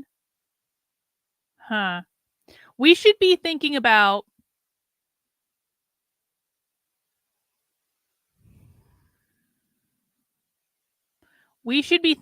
how we can utilize AI to be useful for us. And I'm trying to figure out how to phrase this without giving big tech too much credit. Like, we need to utilize him for this. We need to utilize him for this in a way that he doesn't know that I'm siphoning all his information. Because then I would have to admit to it, and I'm not ready to do that yet. But yeah, like, we can make lists, we can make timelines. Yeah, we gotta have. There's gotta be. There's gotta be a threesome with me, big tech, and the AI. Exactly. Yeah, apparently, like, we're basically. It's basically a throuple. All right, don't worry about it.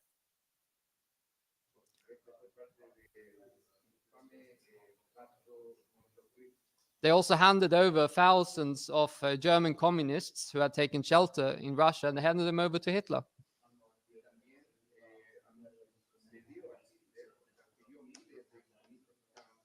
So both materially and politically, they disarmed themselves before this onslaught that came.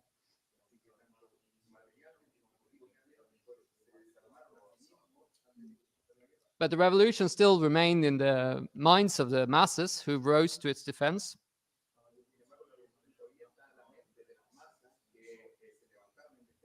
And the coming 3 years was another example of the massive heroic sacrifice of the masses of the Soviet Union against the fascism.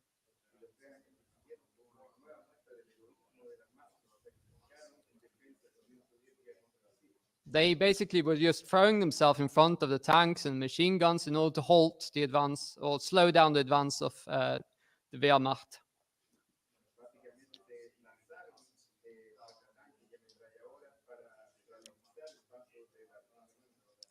Eventually, the bureaucracy got its act together and started preparing for the war.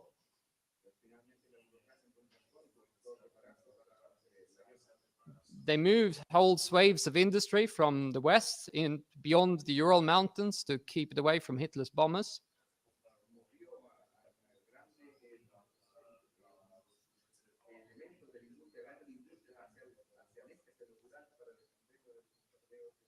And they started producing at a level that was, impossible to match by the Germans.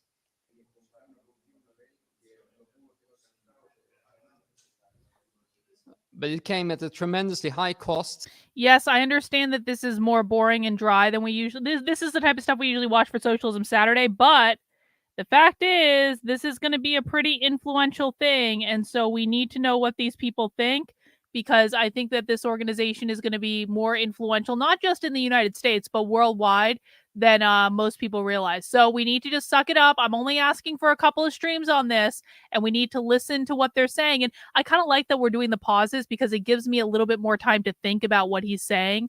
So it might be annoying, but I get it. If you don't want to watch it, you don't have to, but I want to do a little bit on this. Hi, Justin. How are you? Someone should do a study about how simple issue populism managed to leverage Sinn Féin communist majority in Ireland under the failed premise of reunification, and now property is illegal. Justin, I think you'd be the perfect person for that. Justin, go ask ChatGPT about that. Let's do that right now. Hang on. Let's do this right now. We're gonna ask our new girlfriend. I know you're not bitching mass genocide. Don't worry about it. Let's ask our new girlfriend about this. Hang on. Explain how single issue populism managed to leverage a Sinn Féin communist majority in Ireland under the failed promise of reunification and made property illegal. Let's see what it says.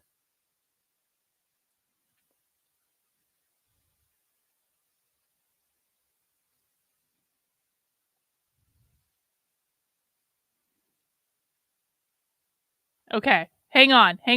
That's a lot. Okay, hang on.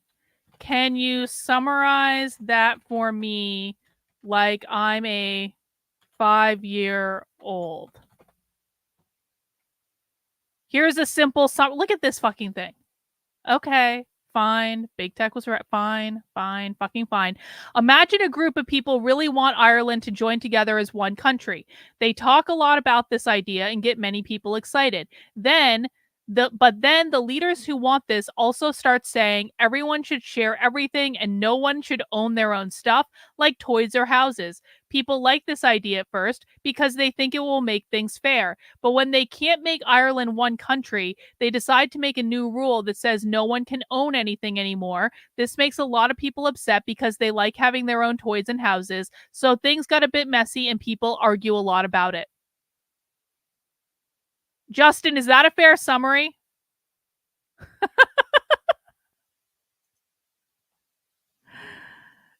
I hope Justin's still here. Is Justin still here? Hang on.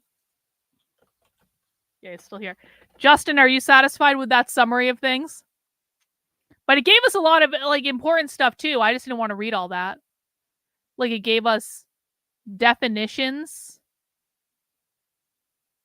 Rise of single issue populism, transformation, failed promise of reunification. I feel like I'm the only one arguing. My cousins have no problem with the government seizing my house. Justin, I talk about this shit all the time. What are you talking about? We're on the same team. I don't want anyone seizing anyone's houses. That's why we're doing this exercise. But there's your historical analysis. Both a complex analysis with bullet points and a summary for 5-year-olds.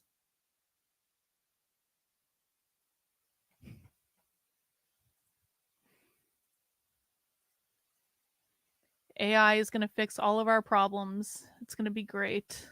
I'm coming around to this idea. On the part of the masses of the Soviet Union.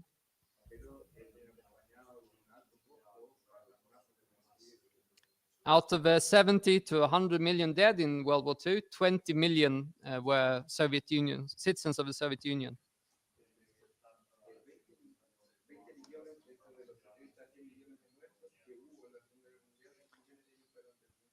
And for all the British talk about the bombing of London and so on, most of the rest of the victims were in East Asia in the battle with Japan, between Japan, China, and so on. God, I wish AI had been around when I was in college. That would have been so useful. The defeat of Hitler strengthened the bureaucracy for a whole period.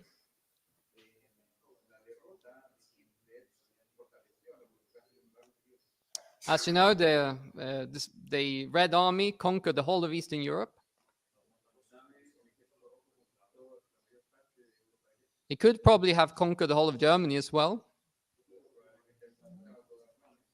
But Stalin held back in order for the Allies to meet him in Berlin.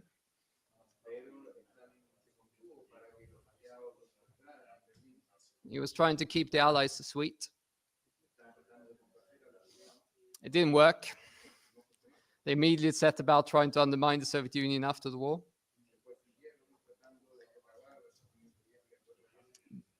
But in the process, there was a number of friendly regimes that were set up in Eastern Europe that were friendly to the Soviet Union.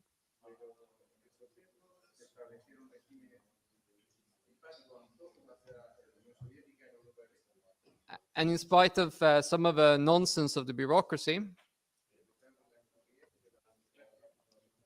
like the policy of self-reliance, basically they had the idea that every country had to have a independent, self-reliant industry.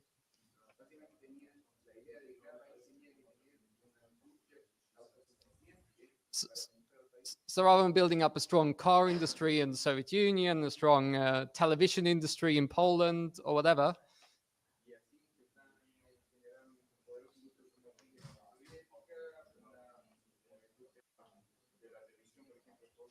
and then trading with each other for everyone's benefit,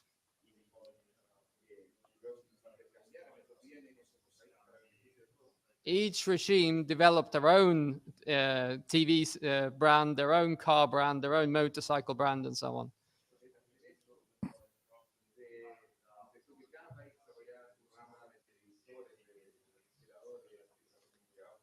Economically, complete madness, but it made sense from the point of view of the narrow interest of the bureaucracy.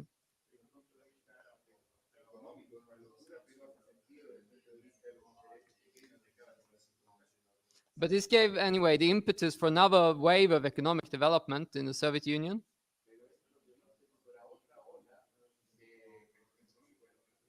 And they quite quickly recovered for the devastation of the war.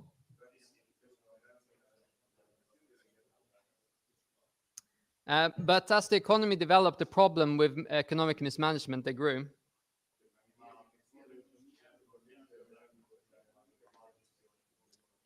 The way that the economy was structured, it was necessary for the state centrally to control all the decisions in the economy.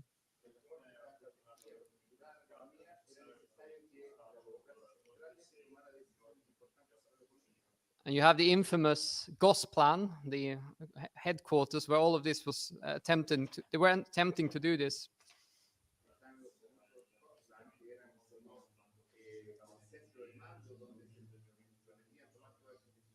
A massive centralized bureaucracy in Moscow, which was trying to decide what every single factory was producing and how much of everything and how they were going to get their resources and so on.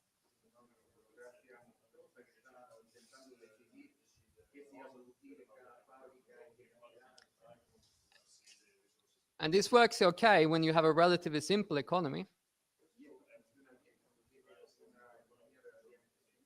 But the more complex the economy becomes, as I'm sure you can work out yourself, the more difficult it becomes to control every single aspect of it.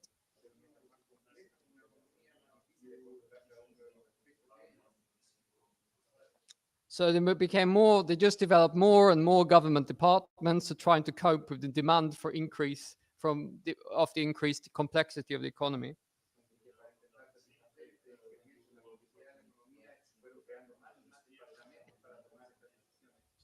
In the 1950s, the economy developed well, about 6% annually.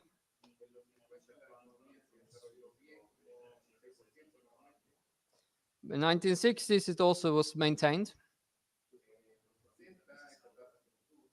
They even loosened repression a bit under the repression of political opinions and so on. They loosened that a bit in order because things were going well, so they felt more secure.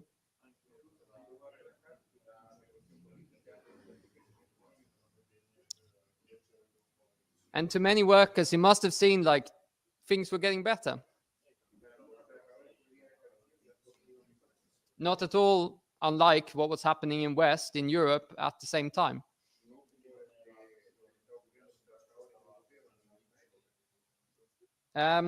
But things took a turn for the worse in the 1970s.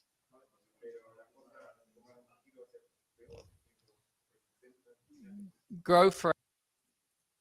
Are you paying attention to me or are you listening? Don't worry about me. Listen to what's being said. Rates fell to 4%, and to 3%, and to 2%.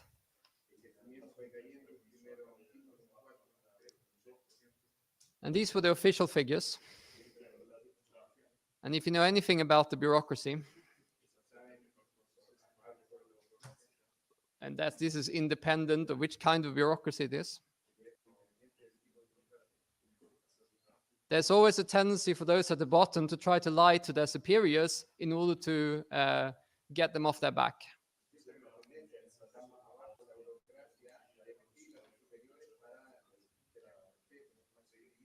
So the worse the economy developed, the more the all levels of the bureaucracy started lying about what was going on. So the workers were lying, which certainly bodes well for the perpetuation of communism. Trotsky said that the planned economy needs planned economy means socialism. The way that the body needs oxygen.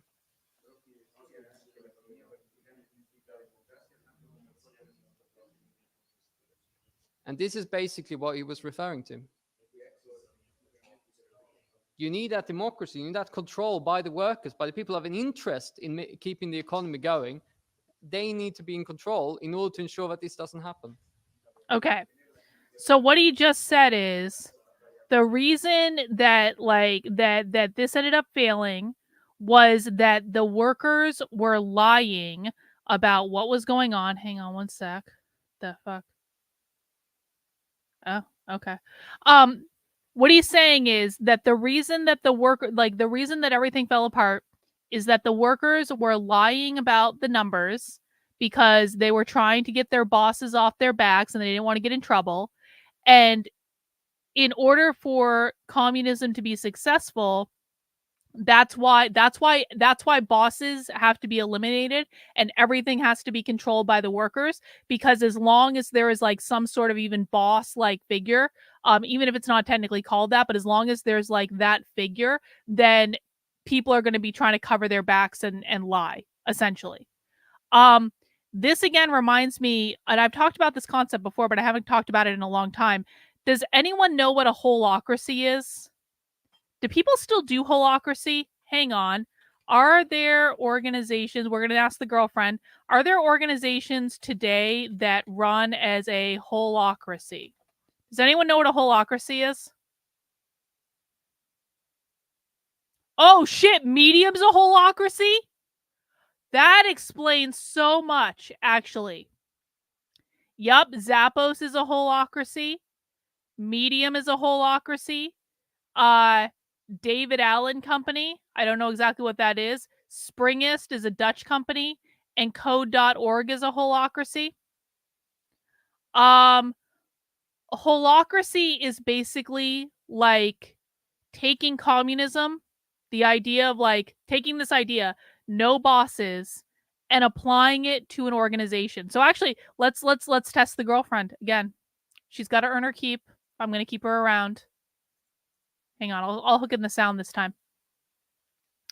Can you explain what a holacracy is?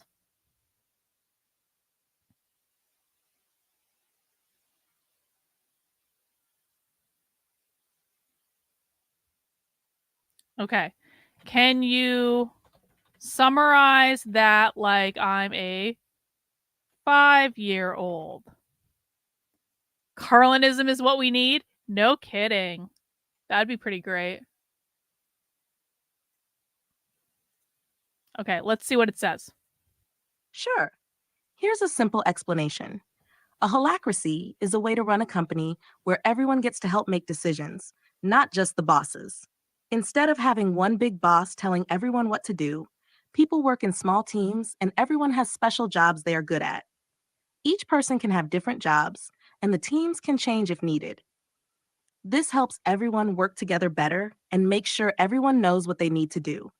It's like a big group project where everyone gets to help decide how things are done. Okay. Are there bosses in a holacracy?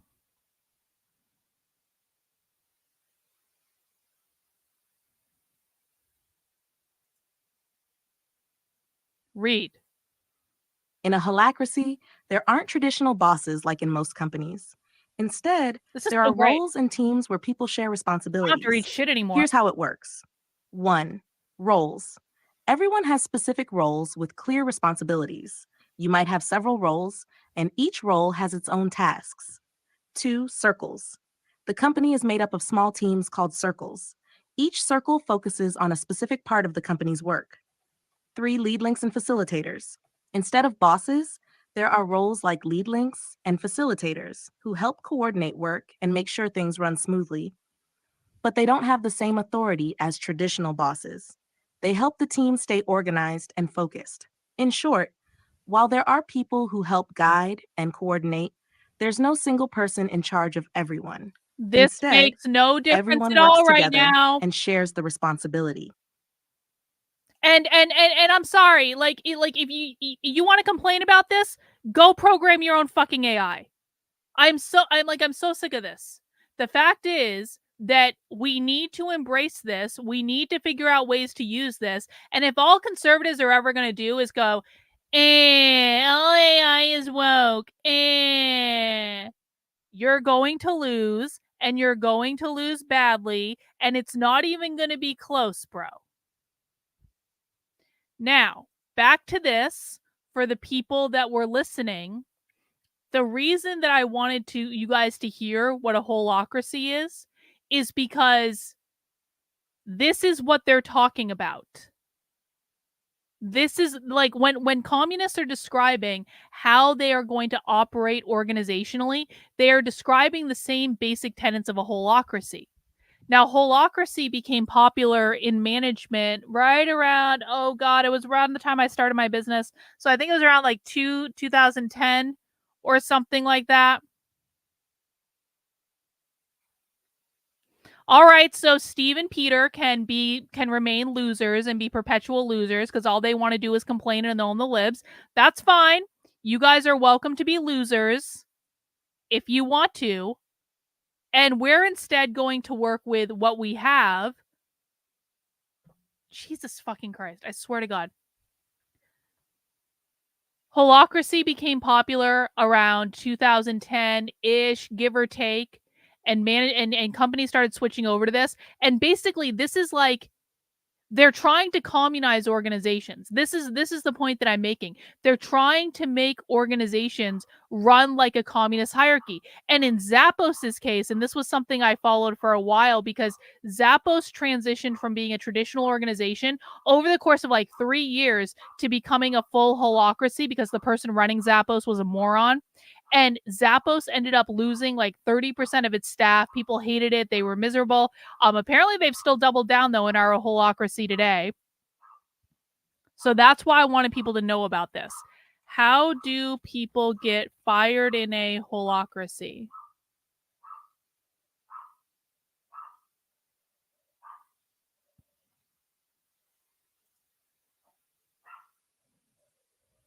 In a holacracy, the process of firing someone is handled differently No, from I didn't. traditional hierarchical. Did I say everyone? Steve, I need you to work on the listening. This is why I keep on your ass about owning the fucking libs. You don't listen.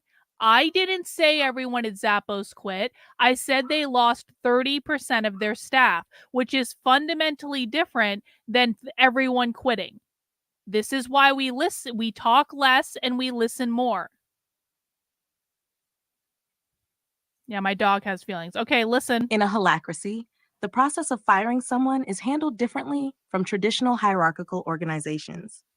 While the specific process can vary between organizations, here are some general principles and steps that might be involved. 1. Role fit and performance.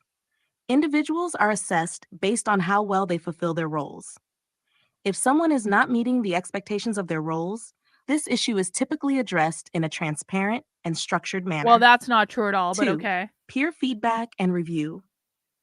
Regular feedback from peers and role reviews Peer help feedback. identify performance issues. These reviews are meant to be constructive and focus on whether the person is meeting the responsibilities of their roles. 3. Support and improvement.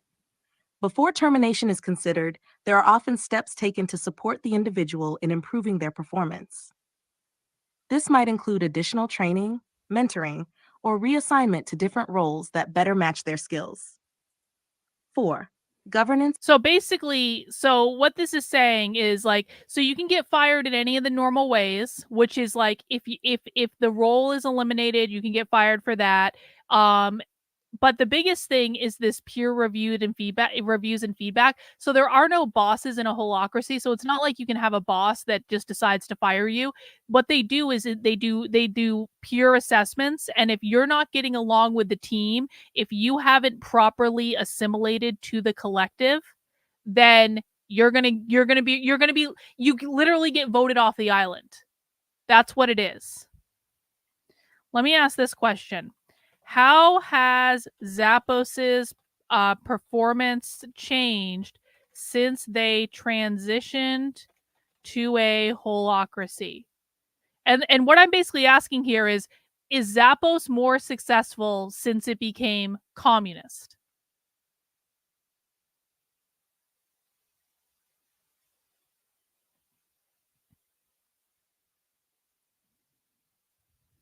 Zappos' transition to a holacracy That's not has what been that closely is. watched No, and widely wrong. discussed.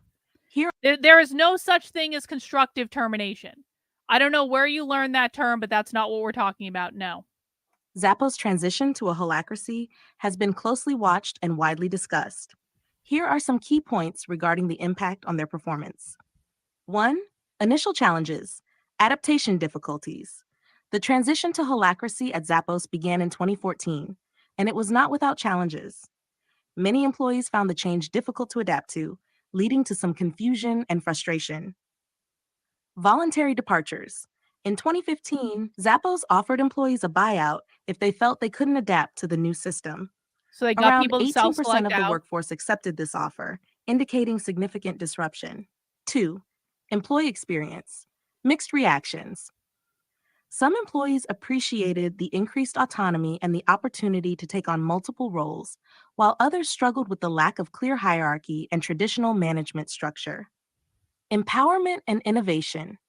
Proponents of holacracy at Zappos argued that the system empowered employees and fostered innovation by allowing people to work on projects they were passionate about without needing approval from a traditional boss. 3. Operational efficiency. Role clarity. Over time, the clear definition of roles and responsibilities helped improve operational efficiency for some teams. The self-organizing nature allowed for faster decision-making within circles. Continuous evolution. Zappos continue to tweak and evolve their implementation of Holacracy to better fit their needs, suggesting an ongoing commitment to refining the system. 4. Company performance. Financial metrics. Specific financial performance metrics directly attributed to the transition to Holacracy are not publicly detailed. So we don't know. However, Zappos continue to operate successfully within the larger Amazon framework. Customer satisfaction. Zappos maintained its reputation for excellent customer service, indicating that core business functions were not negatively impacted. 5. Leadership and vision. CEO Tony Hsieh. The late CEO Tony Hsieh was a strong advocate for Holacracy, viewing it as a way to maintain the company's innovative culture as it scaled. His leadership was a key factor in the adoption and persistence of Holacracy at Zappos.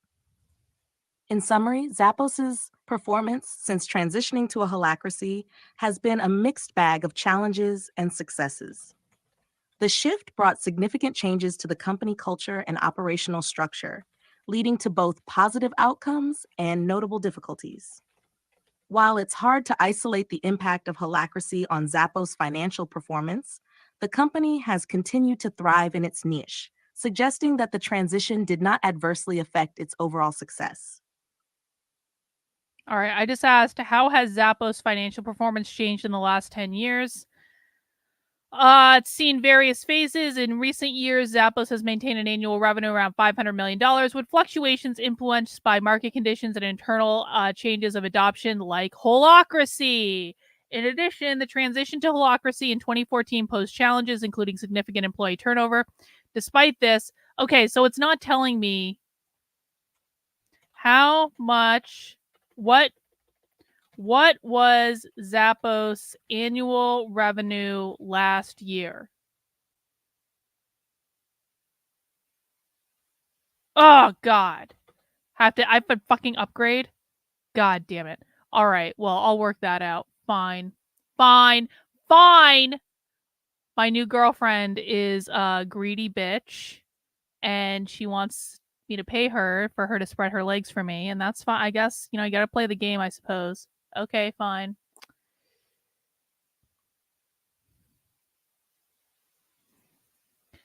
I finally found an example of a company going woke and getting turned on hard by its customers and failing miserably. Hasbro. All right, what happened, Justin?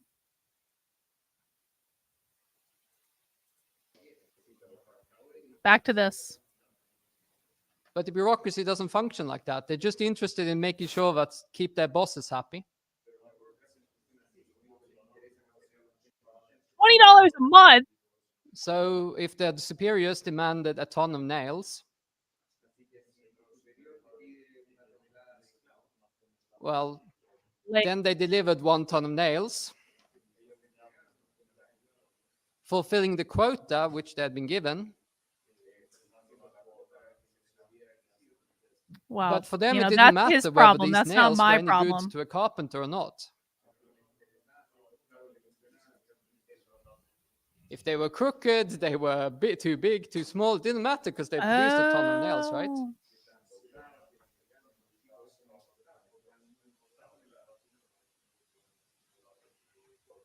And the more demands the bureaucracy centrally were making, the more the cheating and the lying got. Hey, thank you, Sci-Fi Horizons, for becoming a new member. I appreciate it. The famous problem was that they started producing only 1 left foot shoes in 1 year.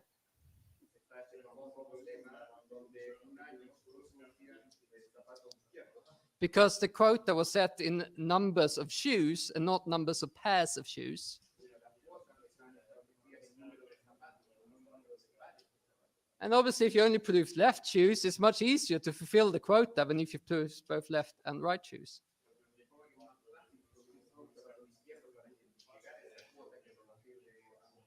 So you'd go to the shop 1 year and you buy the left shoe, and then you come back the next year to buy the right shoe.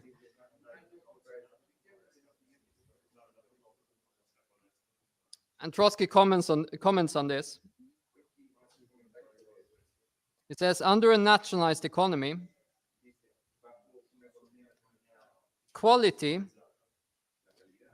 demands a democracy of producers and consumers, freedom of criticism and initiatives.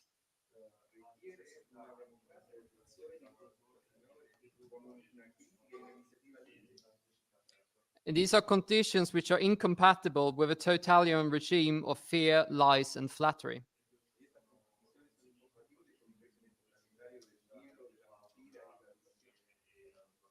And we could see during the pandemic how a modern economy, there's it's delicate balance between the different sectors of the economy.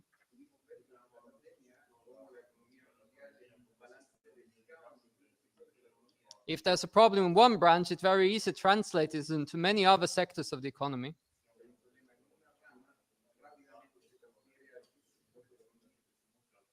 And the bureaucracy always struggled to maintain that balance. And the more the revolution receded into memory,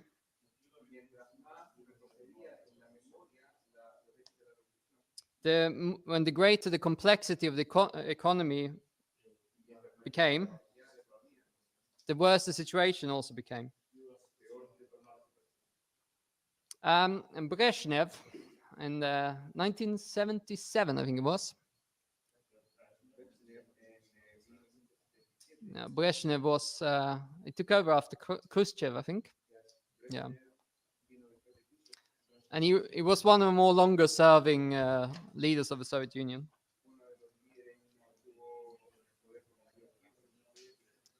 But as the economy was getting worse and worse, he had to attempt to put a nice sheen on it, like put a nice face on it.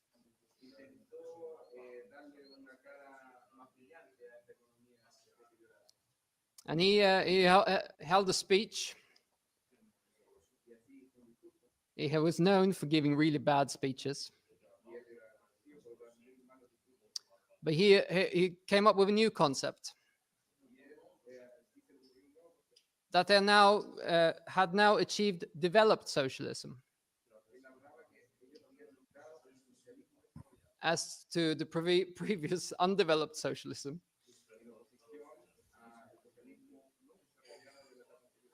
The idea being, of course, that they were still on the road to communism. They were taking it step by step, slowly, but they were getting there. But this didn't really stick in the minds of the masses, either in the Soviet Union or outside. So they hadn't brought the culture along with them. Something about the Soviet Union clearly wasn't in the way that the workers, when they were fighting for socialism or communism, this is not what they had imagined.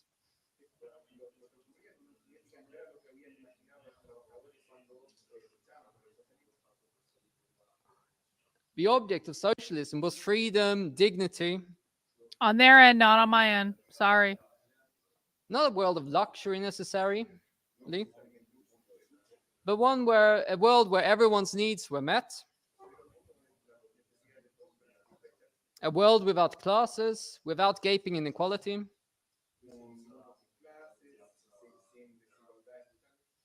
A world of culture, happiness, joy. And the world without a state that was bearing down on society, smothering creativity, initiative, and so on.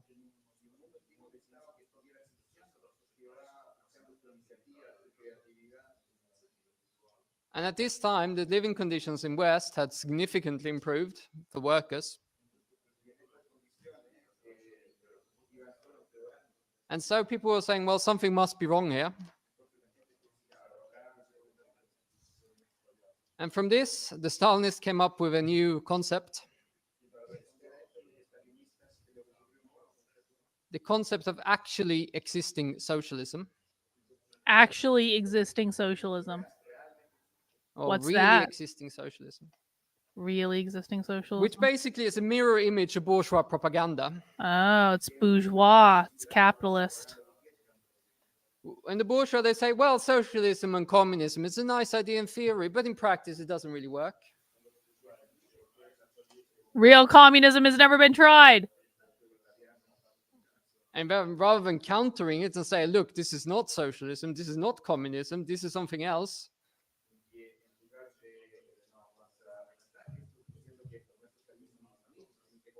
The Stalinists said, well, look, there is the nice idea of socialism, and then there's the really existing socialism, which is not so nice.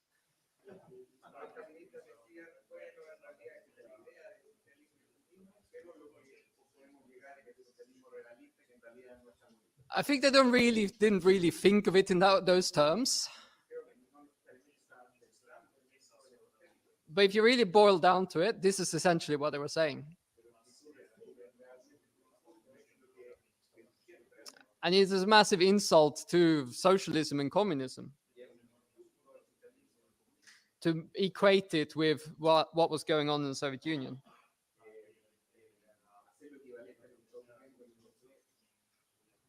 And they actually contributed to the massive demoralization after the collapse of the Soviet Union. Because all the time they've been saying, well, this is socialism, right? This is the best it's going to get. So obviously when that collapsed and all the dirty secrets were revealed.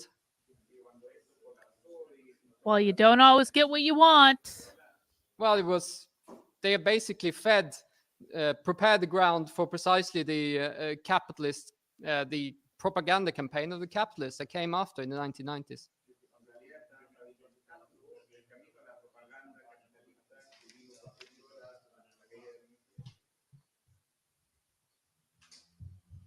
And I will skip this part, might come back to it later.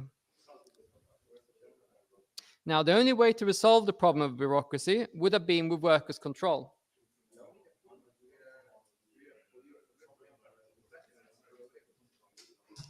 Workers would have no interest in fulfilling quotas just for the sake of it.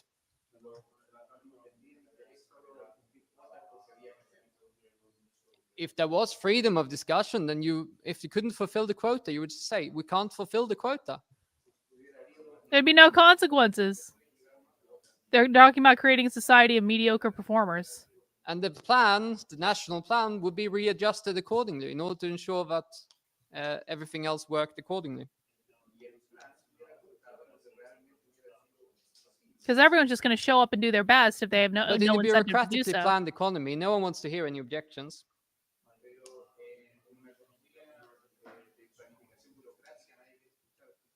No one wants to go to their superiors and say that the target was impossible to fulfill.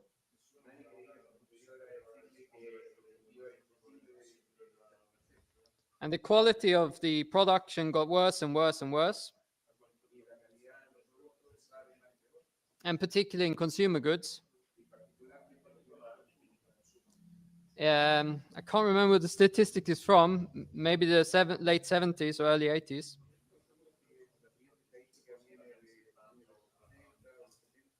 But something like 50% of the clothes that reached the stores had to be discarded because they were such poor quality. My recommendation is that you go back to the beginning and watch. This is not in Palestine. This is Italy. This is the International Revolutionary Communist School of Marxist School of Communism that is going on right now, that is going to impact the United States because the Revolutionary Communists of America are in the United States, and the Revolutionary Communists of America is the American offshoot of this. The Revolutionary Communists of America are organized in over 30 US cities. They are growing very, very quickly. And so what happens at this conference is going to influence the United States.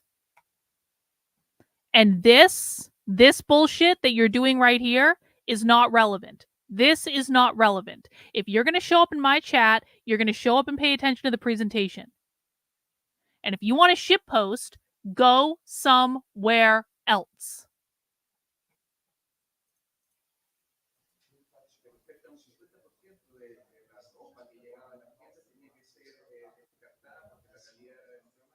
But it also affected more serious, but the more central parts of the economy, like oil production.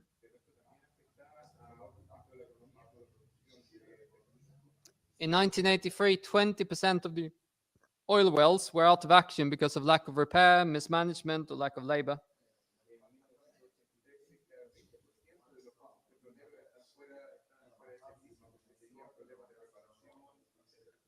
But of course, the top bureaucracy weren't affected by these shortages and showed equality. Justin, if you submit, so how you join the Revolutionary Communists of America is you actually have to submit an application. And so go submit an application, bro. Go through their vetting process. Tell me what it's like if you join.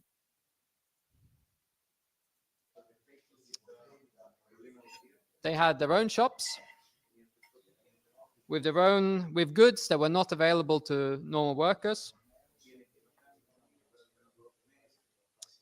including imported goods from the West. The inequality in this period reached hair-raising levels.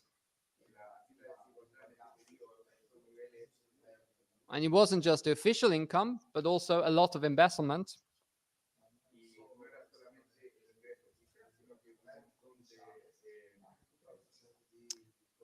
Millions of dollars worth of goods were siphoned away from the official channels. All right, Peter is going in a timeout because he's not listening, and I'm tired of this. To be exported to the West and sold, and the profits pocketed by the bureaucrats.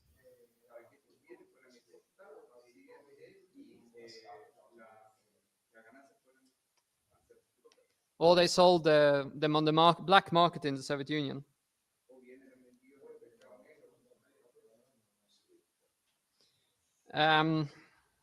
Ted Grant, in the other book, which is on the table here,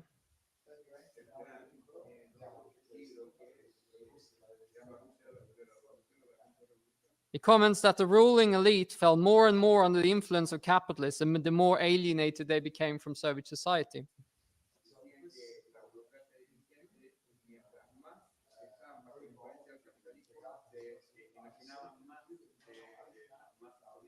And these bureaucrats were now living off the backs of the workers in a way that really resembled the way the capitalists lived in the backs of the workers in the West. Okay, so the argument is that the Soviet Union failed under Stalin because the bureaucrats replaced the bourgeois. And in their ideal socialist utopia, the bureaucracy is going to be dismantled and everything's going to be a planned economy by the worker. So they're basically saying, like, we promise there's not going to be an inner party. There's no inner party, outer party. It's just the outer party. Like, it's just the party. Everyone is on the same level. There's no hierarchy because they're saying that, like, a hierarchy was created by the bureaucrats. Does everyone see that?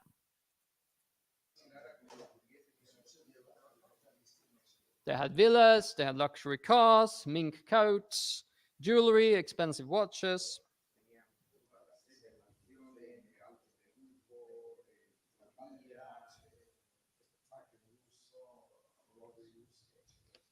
But they didn't acquire this wealth from private ownership,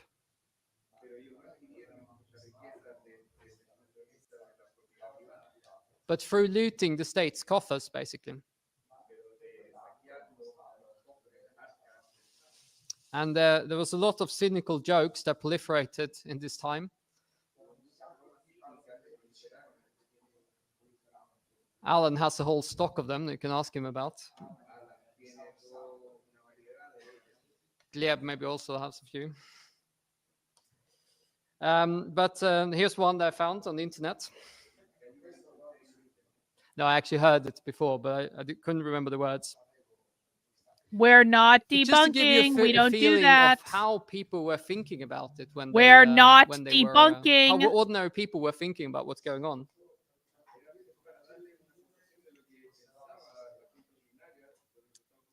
A regional communist party. So this is the joke then. So a regional communist party meeting is held to celebrate the anniversary of the Great October Socialist Revolution. Okay. We do not debunk. This is not what we're doing here. The purpose of this is to listen and to understand their perspective. The next person that debunks, I'm going to put the spotlight on you and tell you to repeat everything back to me that you have learned from this presenter today. So if you don't want to be put on the spot, stop debunking. The goal is to listen to the presenter and to understand their perspective. Nothing else matters.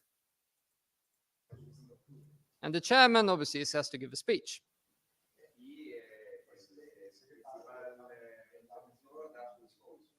He says, "Dear comrades, All right, let's Ruth look the at the Truth. Please tell me from Twitter what you have learned in this presentation. And while you're doing that, I'm going to go over to Twitter and I'm going to block you if you don't answer this question. I would like an accounting from you since you seem hell-bent on coming into my chat and debunking. We're going to make an example when I've asked not to 6 or 7 times now. What exactly has this presenter said? I want you to do a summary for me. And we'll all wait patiently for your summary. And while I'm doing that, I'm going to go over to the chat on Twitter. And if we don't get that summary, I'm just going to block you from seeing any more future streams. And that's just going to be the way it goes. So we'll wait patiently for your summary. Let's hear it. The reason we do this exercise is to understand their perspective. Oh, yeah, I'm intolerant. Well, you just got blocked. Goodbye. Goodbye. Boom. Block removed. If you want to own the libs, there are any number of places that you can go where you can own the libs. Here, we are listening to the presentation. And I don't know why I keep having to say this, because I've had to say it 10 or 12 times in this presentation, and I'm getting really sick of it.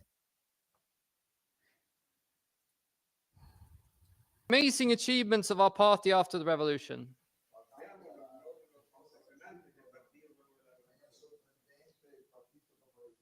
For example, Maria here, who was she before the revolution? An illiterate peasant. She had but one dress and no shoes.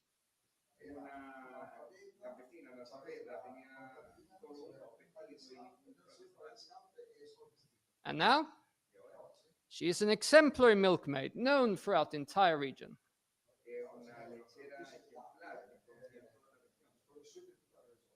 Or look at Ivan Andreev.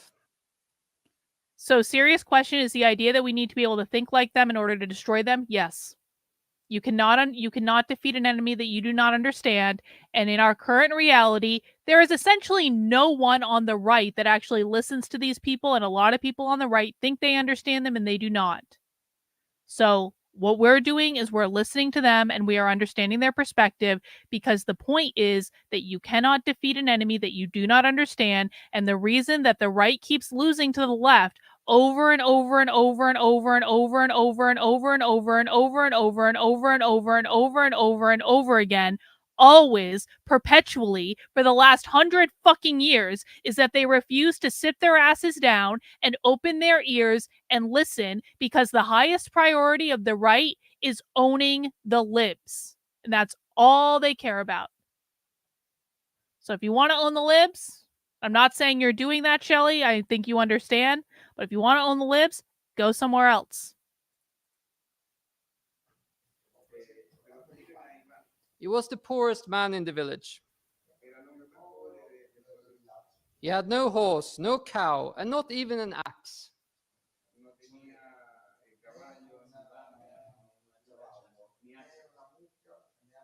And now, he is a tractor driver with 2 pairs of shoes.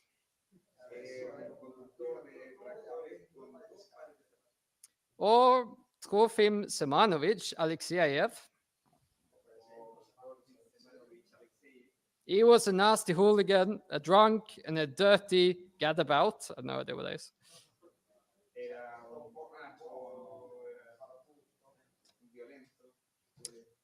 Nobody would trust him with as much as a snowdrift in wintertime.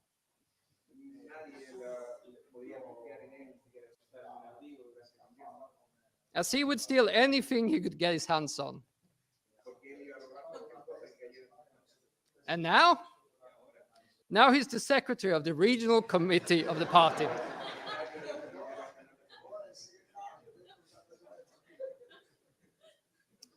So this is the way that people felt about this.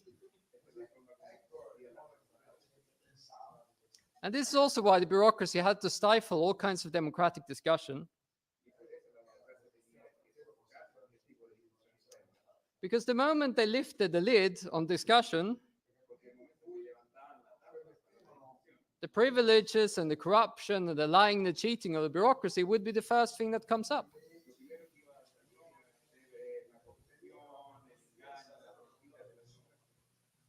The capitalists, to give them their due. I mean, it's not often you give them their due, but, to give them their due. They actually, when they got their profit, at least some of it would be put back into the production, investment in production.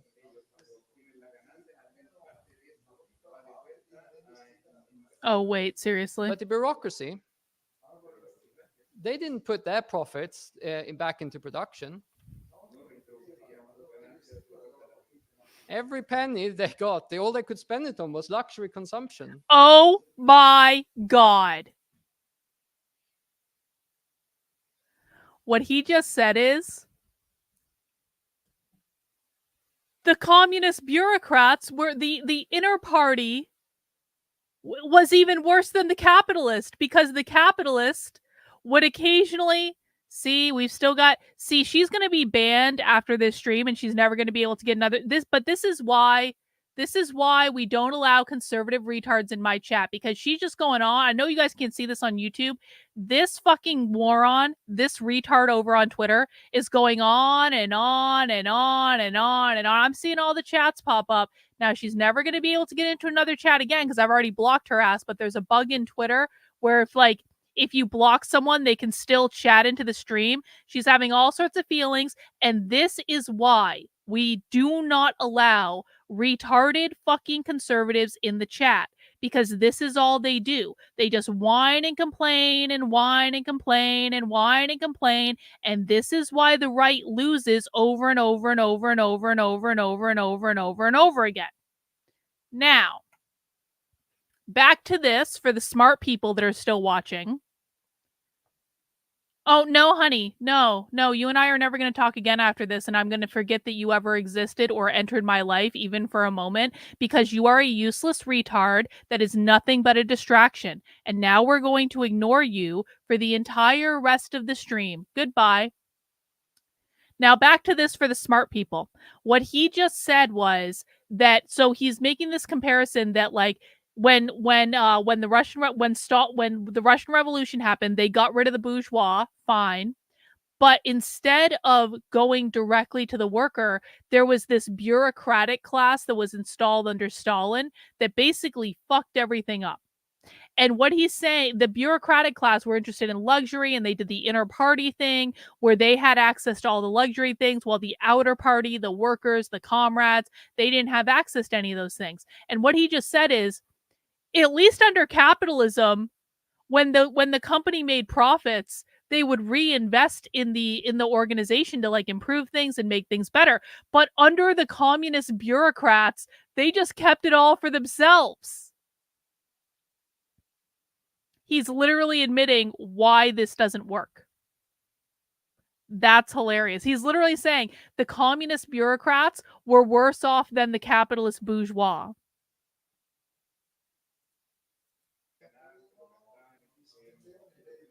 And so they became the worst capitalists in the West.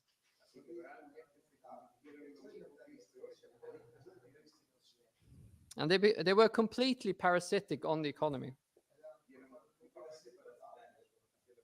And it was getting worse. The more of a fetter they became on the further development of the economy, the more the corrupt and rotten they became.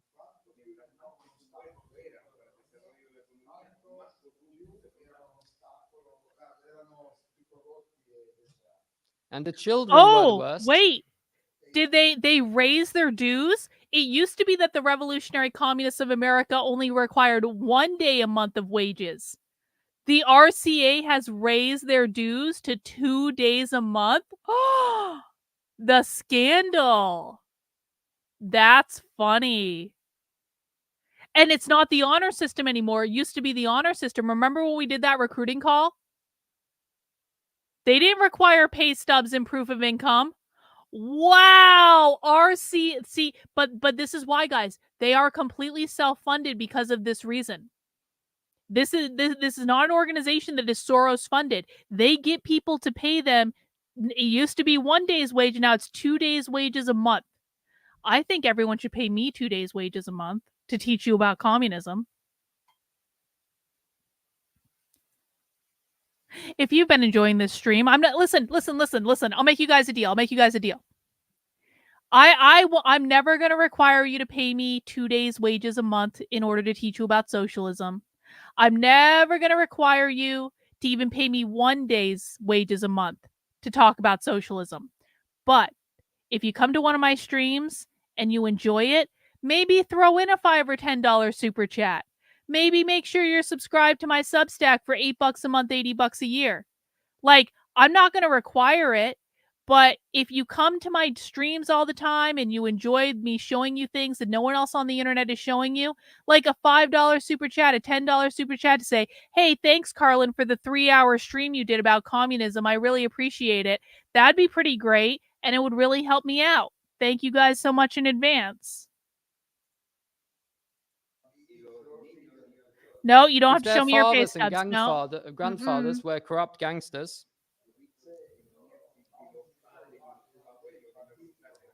But at least they had some kind of memory or connection to the revolution in 1917.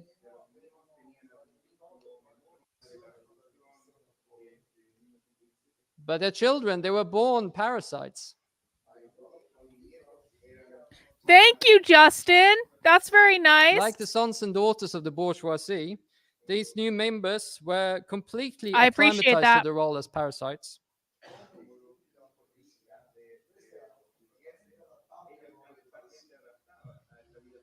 Oh, wow. Look at this. The retard conservative thinks that I'm a communist. This is how stupid this person is. This is why she's permanently banned. Thank you, radioactive Plantagenet. I appreciate you.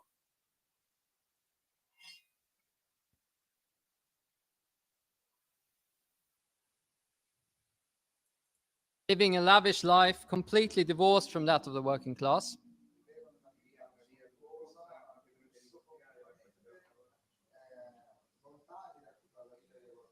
When the Soviet Union and the other deformed worker states in Eastern Europe collapsed,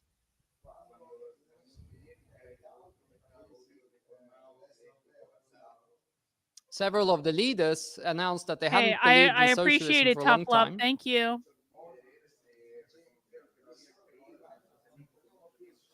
And it's hardly surprising. Then we get to starting to come to the end.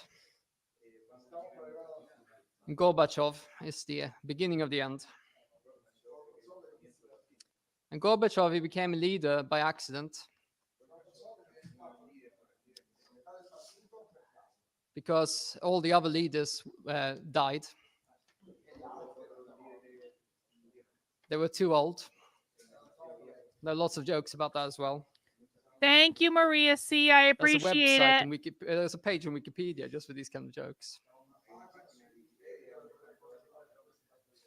But he reflected a layer of the bureaucracy that were attempting to reform the system. He talked about workers' control. He talked about democracy. Talked about openness. In fact, glasnost, which is one of the...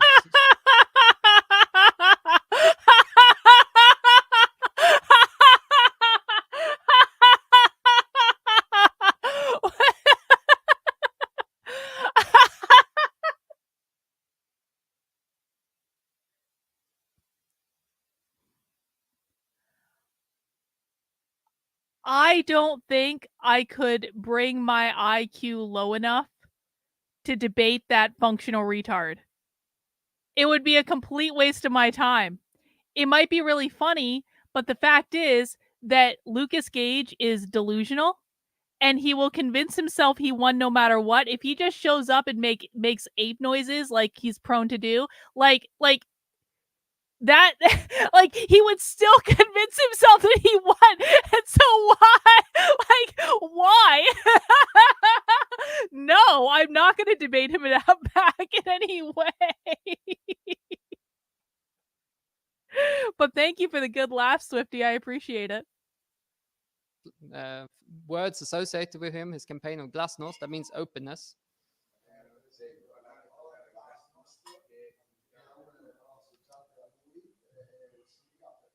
But none of this could be implemented as long as the bureaucracy had a stranglehold on society.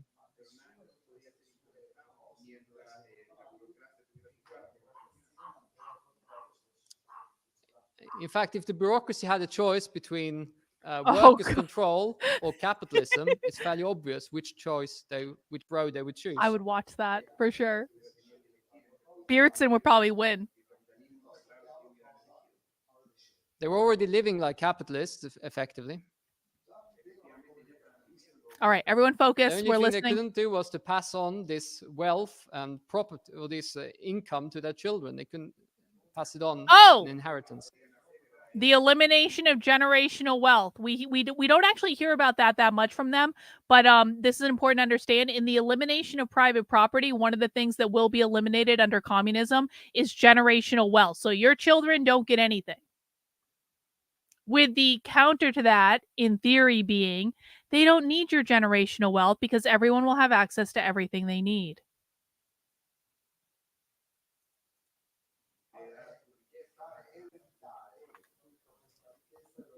Because the income was dependent on their position in the state, not by its private ownership.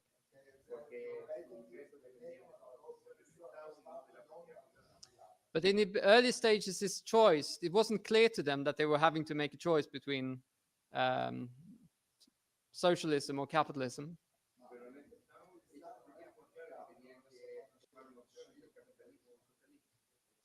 And Ted comments. He says, this was the fundamental flaw in Gorbachev's position. To encourage greater initiative and therefore greater productivity from the workers,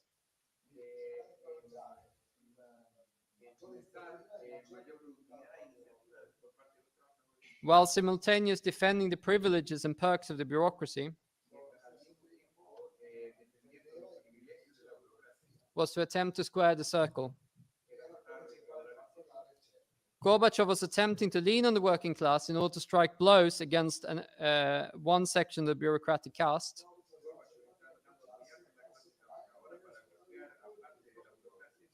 But he was doing that in order not to overthrow the bureaucracy as a whole, but to stabilize the system and preserve the bureaucracy.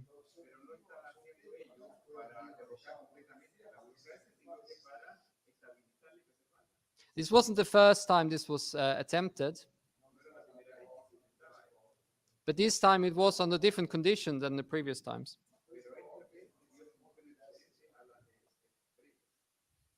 The bureaucracy had gone from being a relative factor on production. Hang on. I know I keep interrupting it to go back to this retarded conservative on Twitter, but this is just so fucking funny. In the land of retarded conservatives, everyone is suspicious because I don't debate or discuss with anyone because I can't! Because she thinks I'm a communist and I can't defend communism from scrutiny. This person has literally been watching my stream all day and followed me on Twitter until I blocked her and thinks I'm a communist and thinks the reason that I can't debate is because communism can't stand up to scrutiny.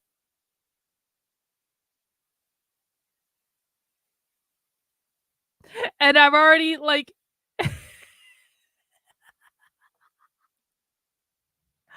Listen.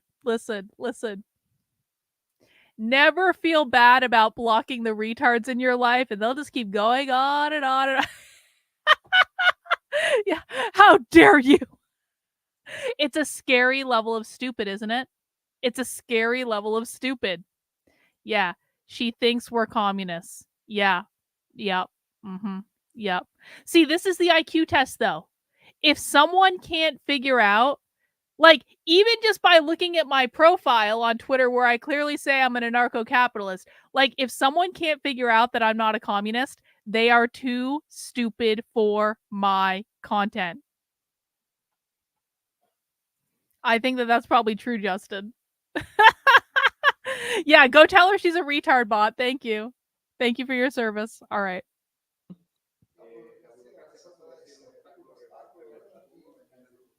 To an absolute fetter. That is, before, if there was workers' control, the economy would have developed faster and on a more sustainable basis.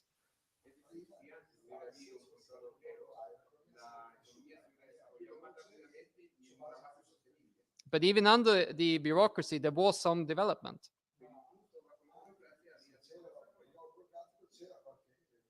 Thereby, it was a relative fetter.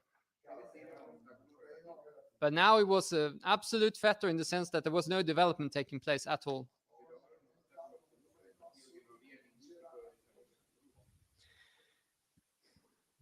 And the economy was stagnating, and the collapse was just around the corner. 200,000 of the most corrupt officials were sacked.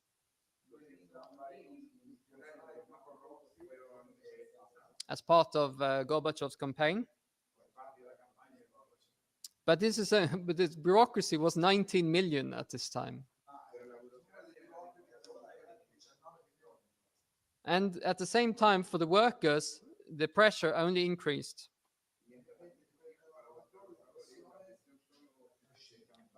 Perestroika, which was the other slogan, became hated by the workers. For them, it meant worsening of living standards, combined with more pressure at work to work harder, work longer hours, and so on.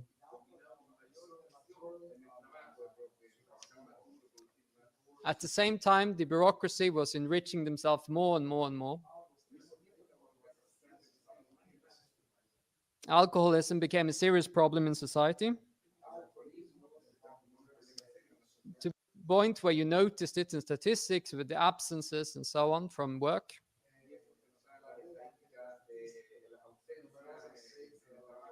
They attempted to clamp down on alcohol use, but it just didn't have any impact at all. Exactly. Great point, Steve. All it did was lead to riots, resistance, and attempts to circumvent the prohibitions.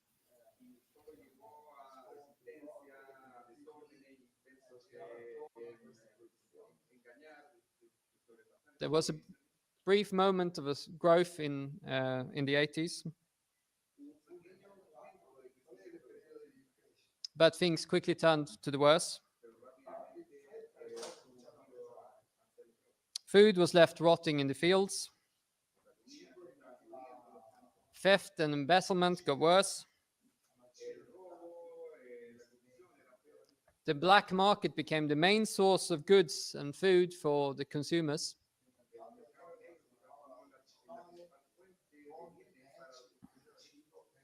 Shelves were empty, and by 1990, 70 million people were living on the breadline.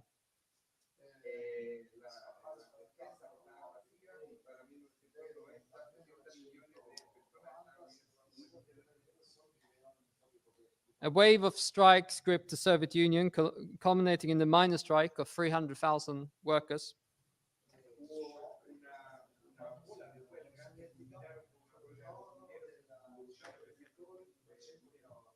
A poll was published in November 1990, concluding that only 15 to 20% believed in socialism. So once they experienced socialism, they didn't like it anymore. Imagine that. And the disillusionment and skepticism among ordinary people were reflected in jokes.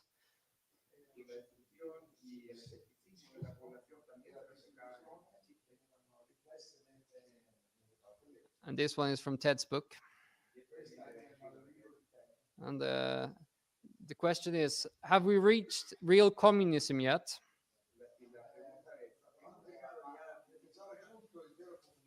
Or is worse still to come?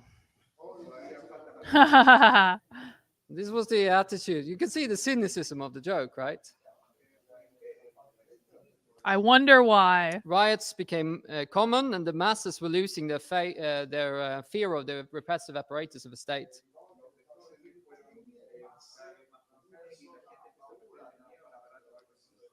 They would attack the police, they would drive them back. But still, in spite of all this, in 1990, more than 40% favor a return to more centralized economic management.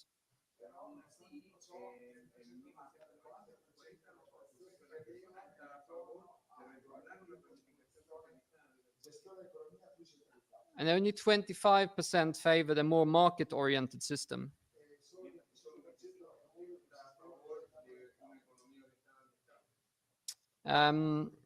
So the move to capitalism was not popular at all.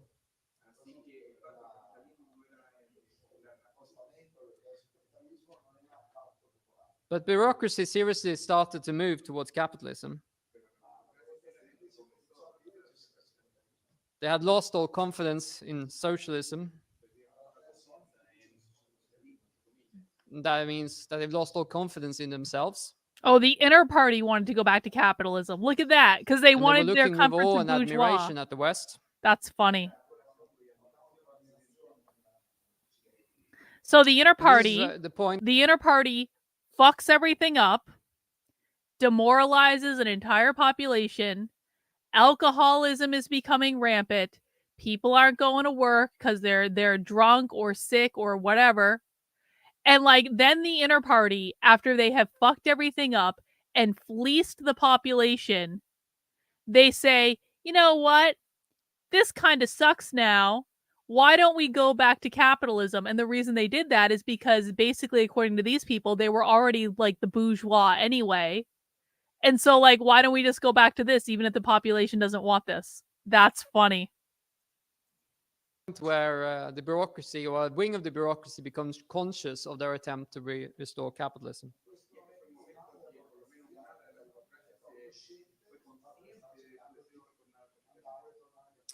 Gorbachev attempted to resist the calls for rapid movement to capitalism.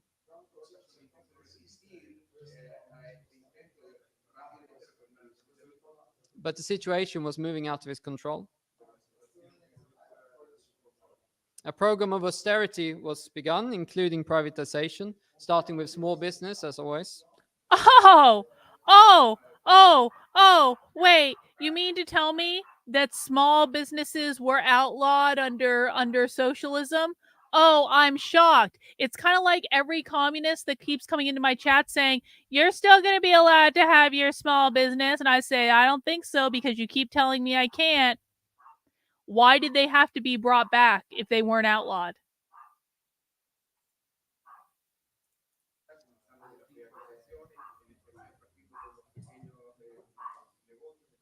Prices were deregulated and so were wages. And this began a rapid snowball of the return to capitalism. They say you're still going to be able to participate in commerce. No, not really.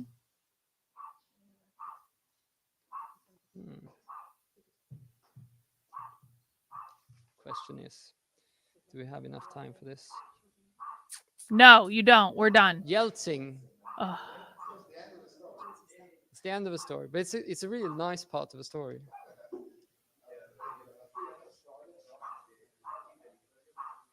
When I say it's a nice part, it's because it's a period that's been so much lied about in history.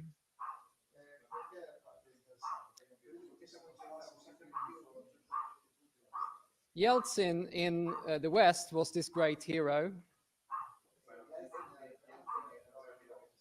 who saved democracy, you know? He introduced democracy to Russia. Away with corruption, away with communism, for democracy. Well, he certainly got rid of the planned economy, but none of the rest is true.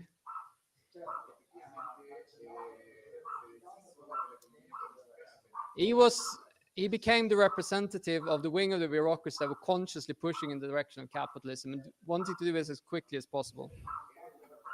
Trust me, the dog is not wanting for food. The dog So last whilst night had a whole Gorbachev was bowl of vacillating, hamburger. doing one thing, then going back on himself,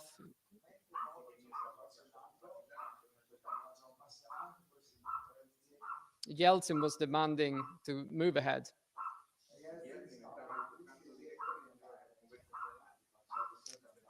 What's going on is Victor is taking an Uber to a car dealership where he just got a new car because the engine blew in his other car.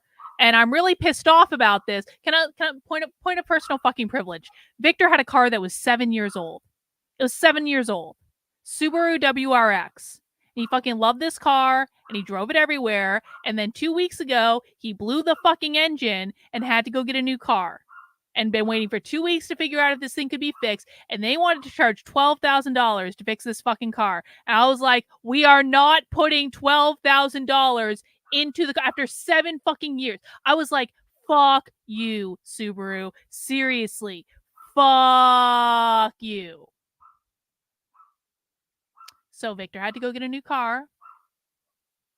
And he's getting in an Uber right now to go pick the car up is what's going on. I was fucking livid. I'm not livid at him. This is not his fault. It's not his fault. The engine blew on a 7-year-old fucking car, Subaru.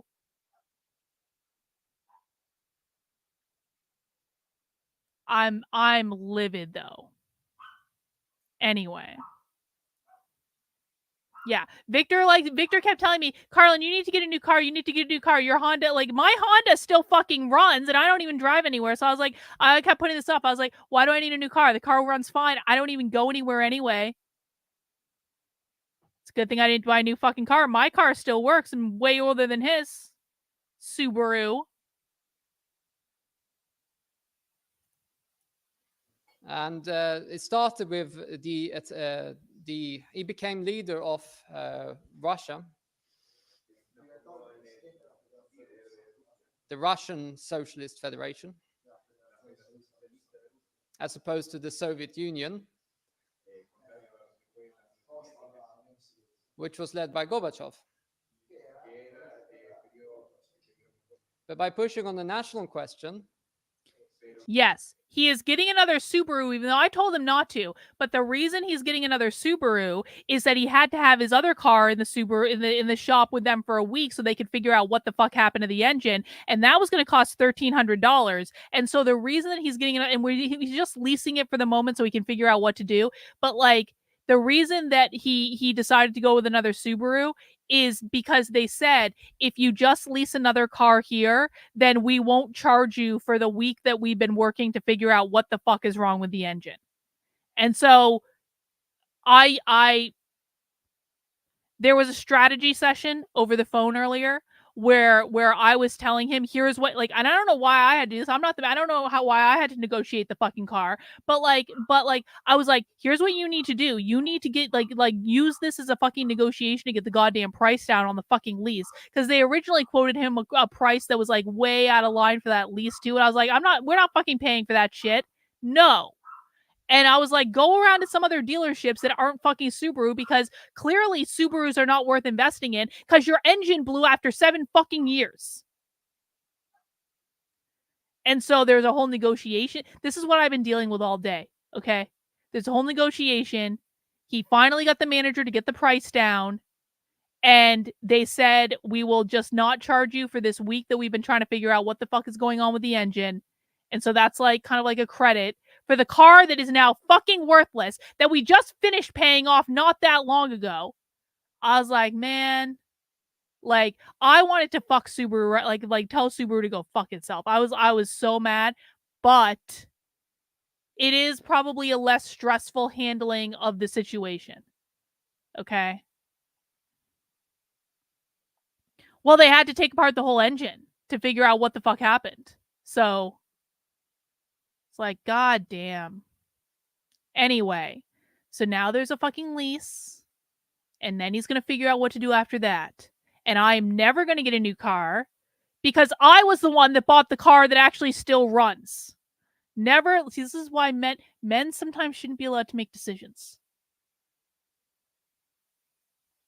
Anyway. That's a good question, if there are any recalls. Anyway, let's finish this up. No more complaining about my husband getting a new car before me because his engine blew after 7 fucking years. Yeltsin pushed to the disintegration of the whole of the Soviet Union.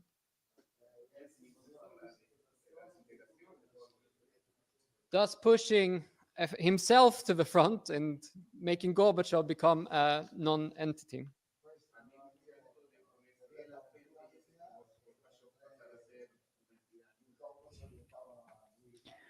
Fuck In you, order to stop you the fucking collapse of the Soviet Union, the retarded hardliners launched a loser. coup.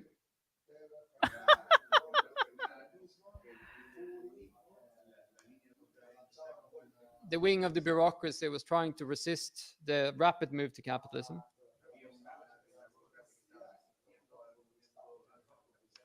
They put Gorbachev under house arrest. But Gorbachev refused to resign.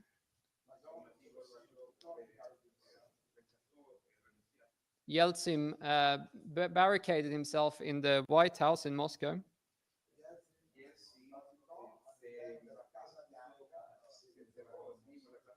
And he appealed for the masses to come out. He appealed for a general strike. There was no general strike. Yeah, true. But 10,000 turned up to true. surround the White House.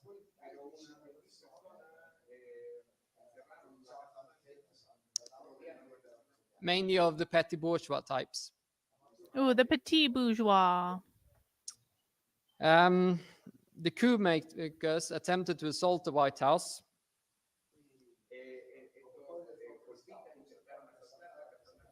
But they didn't have any confidence in themselves, and after only a few dead, they pulled back and the whole thing unraveled.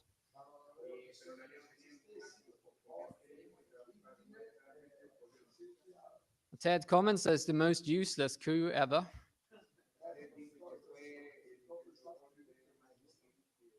Which reflected a lack of confidence that this wing of bureaucracy had in what they were offering. Probably that's giving her too much credit. Gorbachev was now a spent force.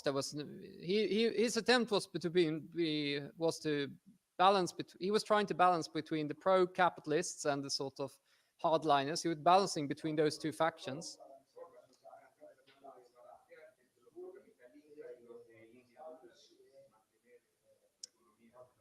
But as soon as the hardliners were smashed, obviously he didn't have anyone to balance on anymore.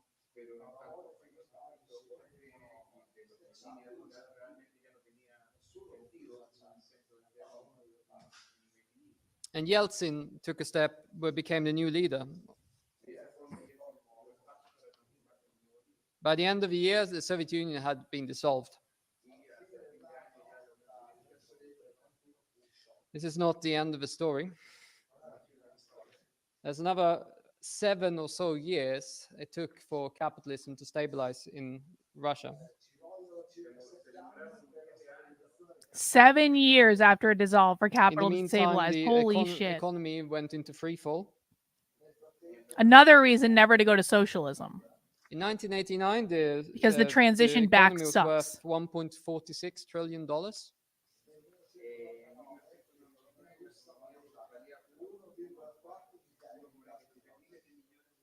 By 1998, it was worth $800 billion.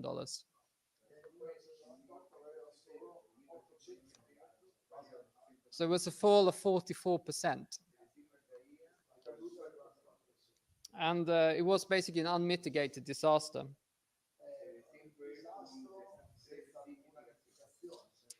And in response to the economic problems, the West was demanding more shock, more therapy.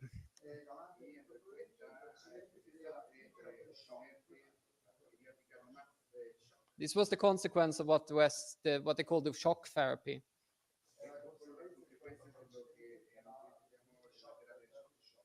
Yeltsin proceeded along the lines of what the West was asking him to do.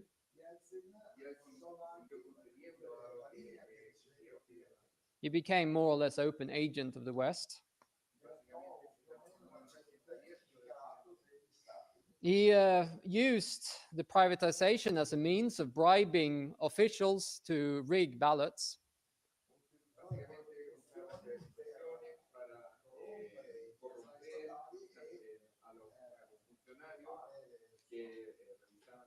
Basically, if you rig the ballots in this region, I'll hand you over the state-owned enterprises of this and that company. You can take that over.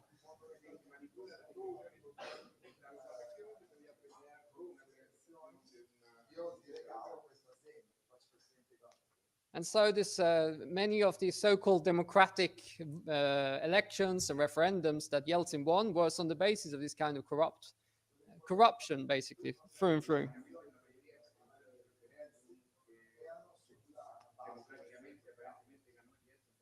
He also had his own military coup when he assaulted parliament with tanks.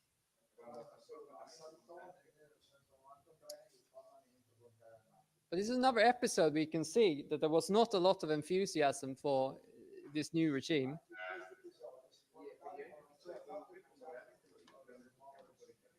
Basically, Parliament had barricaded themselves in the White House again.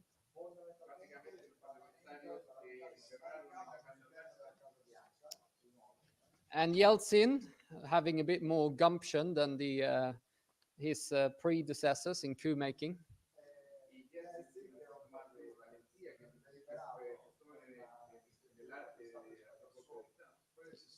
he realized that he needed to assault Parliament with tanks and soldiers in order to dissolve it.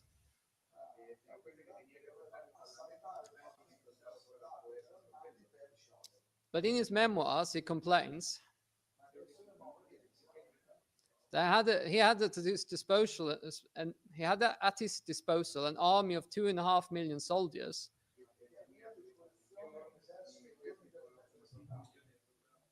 But he couldn't find a single regiment in order to carry out this task.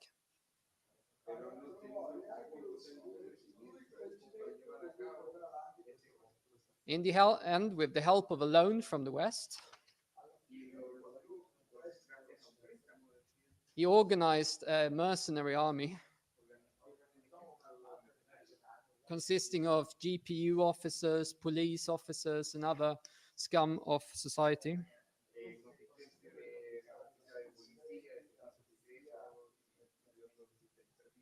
And with this ragtag bunch, he then went through and assaulted Parliament. After that coup, he also banned the Communist Party of the Soviet Union.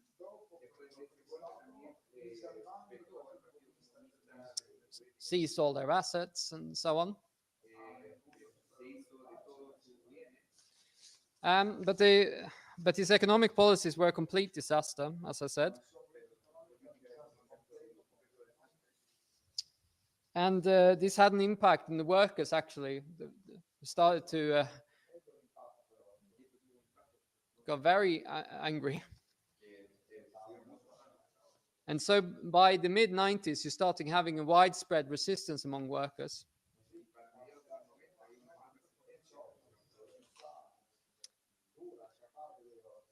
At this point, you have a poll that said that 48% of the population felt that preferred socialism to capitalism.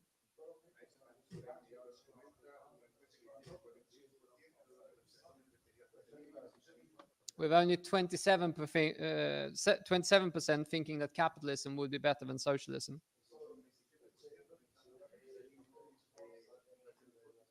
If you remove the undecideds, that means 2/3 were in favor of socialism, whatever that means, and 1/3 for capitalism.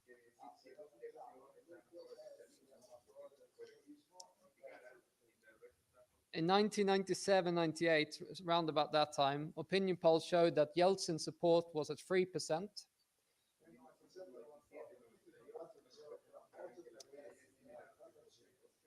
It makes modern bourgeois politicians look fairly popular.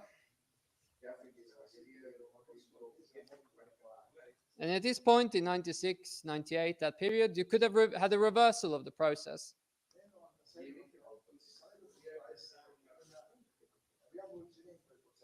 But only if there was a leadership that could take the reins and fight and lead the workers to take power.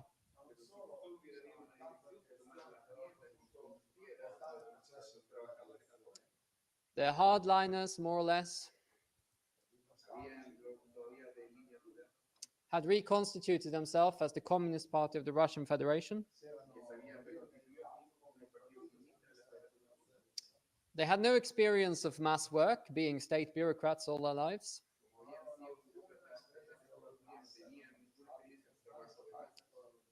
And they were also reformists. In spite of the name, they openly defended capitalism. And their attempt in this period was not so much to restore socialism or the planned economy, but to prove themselves that they could be a trusted partner in a capitalist regime.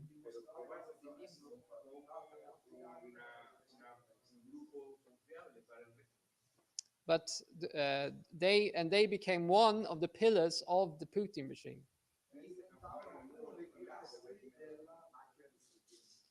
And they helped stabilize capitalism and prepare the way then for Putin to come in and take over. Hang on, we got a super chat from Milo. Ooh, to return to the original question. Okay, sounds like he's wrapping up. Finally.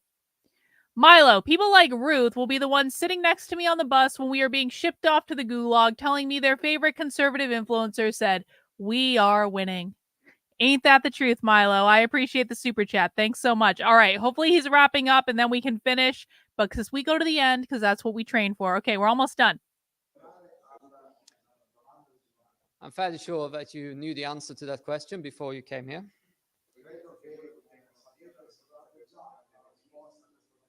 No, communism did not fail.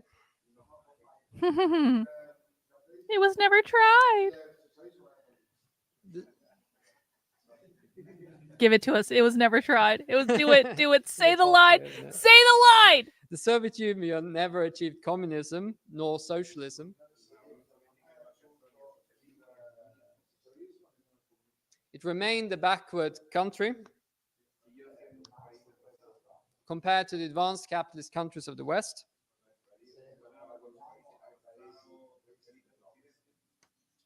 And in spite of tremendous steps forward, if you compare Russia to 1914, in 1917, say, to 1987, it's a completely different place.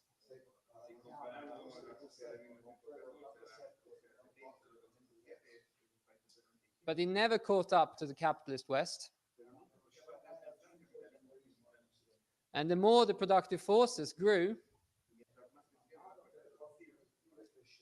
the more they rebelled against the stranglehold of the bureaucracy.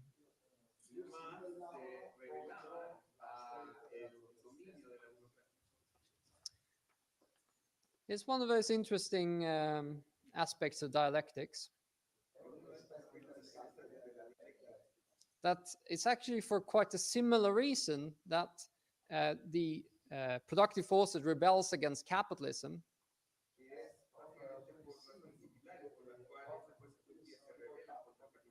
Basically, that the productive forces have outgrown capitalism as a system.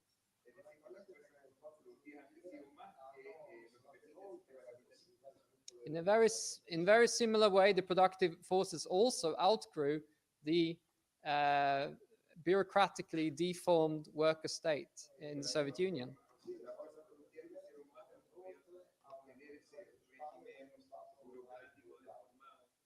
Because in spite of the nationalized property or the socialized property, the planned economy, many of the problems that you face under capitalism, you also faced under the Soviet Union.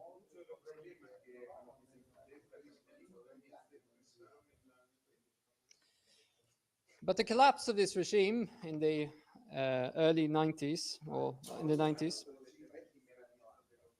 was not a popular movement from the masses whatsoever. It was fragile, tentative, and it was only secured in 1998.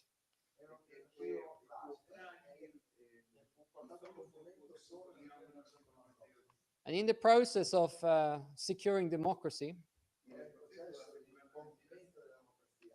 Yeltsin banned the Communist Party, sent tanks against parliament, and sold off industries to the highest bidder as bribe to rig elections.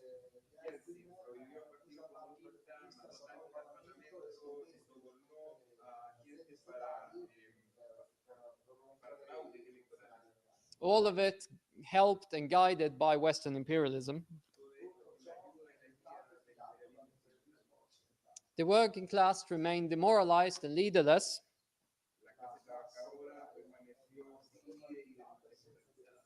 The so-called hardliners had no perspectives and they had no alternative to capitalist restoration.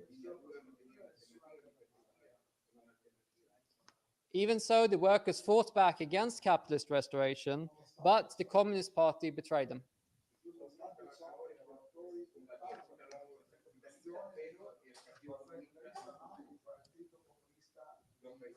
So what failed in the Soviet Union was not communism.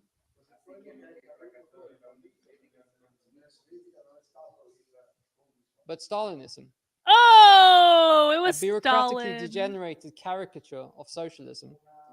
It was all Stalin. Now, we are faced often with the accusation, as Silva mentioned, that we want to resurrect this system today.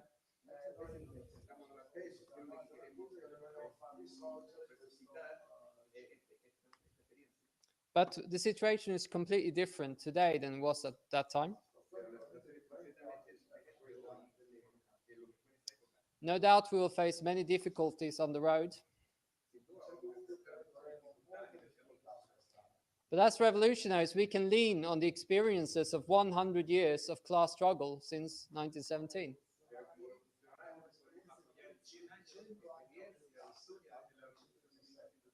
We got the experience of the first worker state.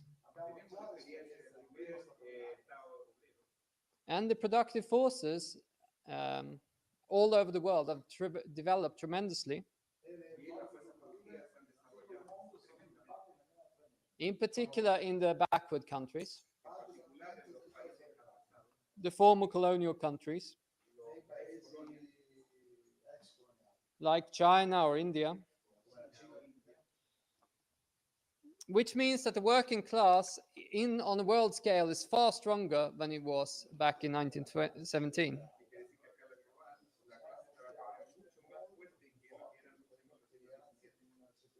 And this means that we're in a far better position to not just take power,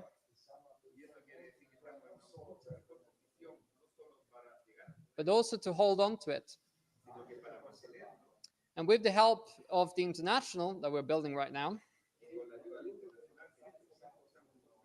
we will spread it from country to country. We'll help by the internet, we will spread it from country to country. Meaning that socialism will not be isolated in one backward country struggling to survive.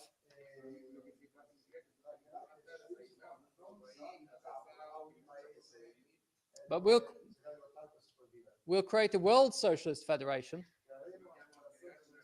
Oh, really? Using all the most modern techniques. A world socialist federation. We'll take them, we'll develop them, we'll perfect them. We will abolish hunger and poverty, bureaucracy and oppression, and we will usher in a new epoch for humanity. A utopia, as it were. And we will prepare the way for a genuine communist society. Thank you. All right. Yep, if they just get rid of capitalism and they do it right this time, they will fix all of our problems and usher in a world socialist federation in which everything will be perfect. Sure, guys. Sure. That's definitely going to happen. All right. That stream ran a little long, but I want to congratulate everyone who made it to the end. And now I got to go take a break because I'm going to be back in an hour and we're going to do nothing remotely controversial with Joshua. And I need to get dinner because I haven't really eaten today. So thank you guys for hanging out with me. I do appreciate it. As a reminder, please make sure you mount the like button on the way out the door. Please make sure you like the video if you have not already, and please make sure you head over to my Substack, Carlin, KARLYN.substack.com, and subscribe. There will be some new content going up on the Substack later today, so you can look forward to that. You can also head over to my book Substack, where I'm writing my next book that is basically going to read like a dystopian fiction, but everything in it is going to be real, and that is speaksocialist.substack.com. I will also have some new content over there today. I just need to record a podcast for it because I'm releasing everything in both written and audio, so you can have your very own audio version of the book as it's being written. So you're going to get to see all my drafts. You're going to get to see everything as I write it, and it will form into a book at some point, but we're going to do it a little bit differently this time. So that is all I have for right now. I will be back in about an hour, and that's it for right now, guys. Take care. We'll see you soon. Bye.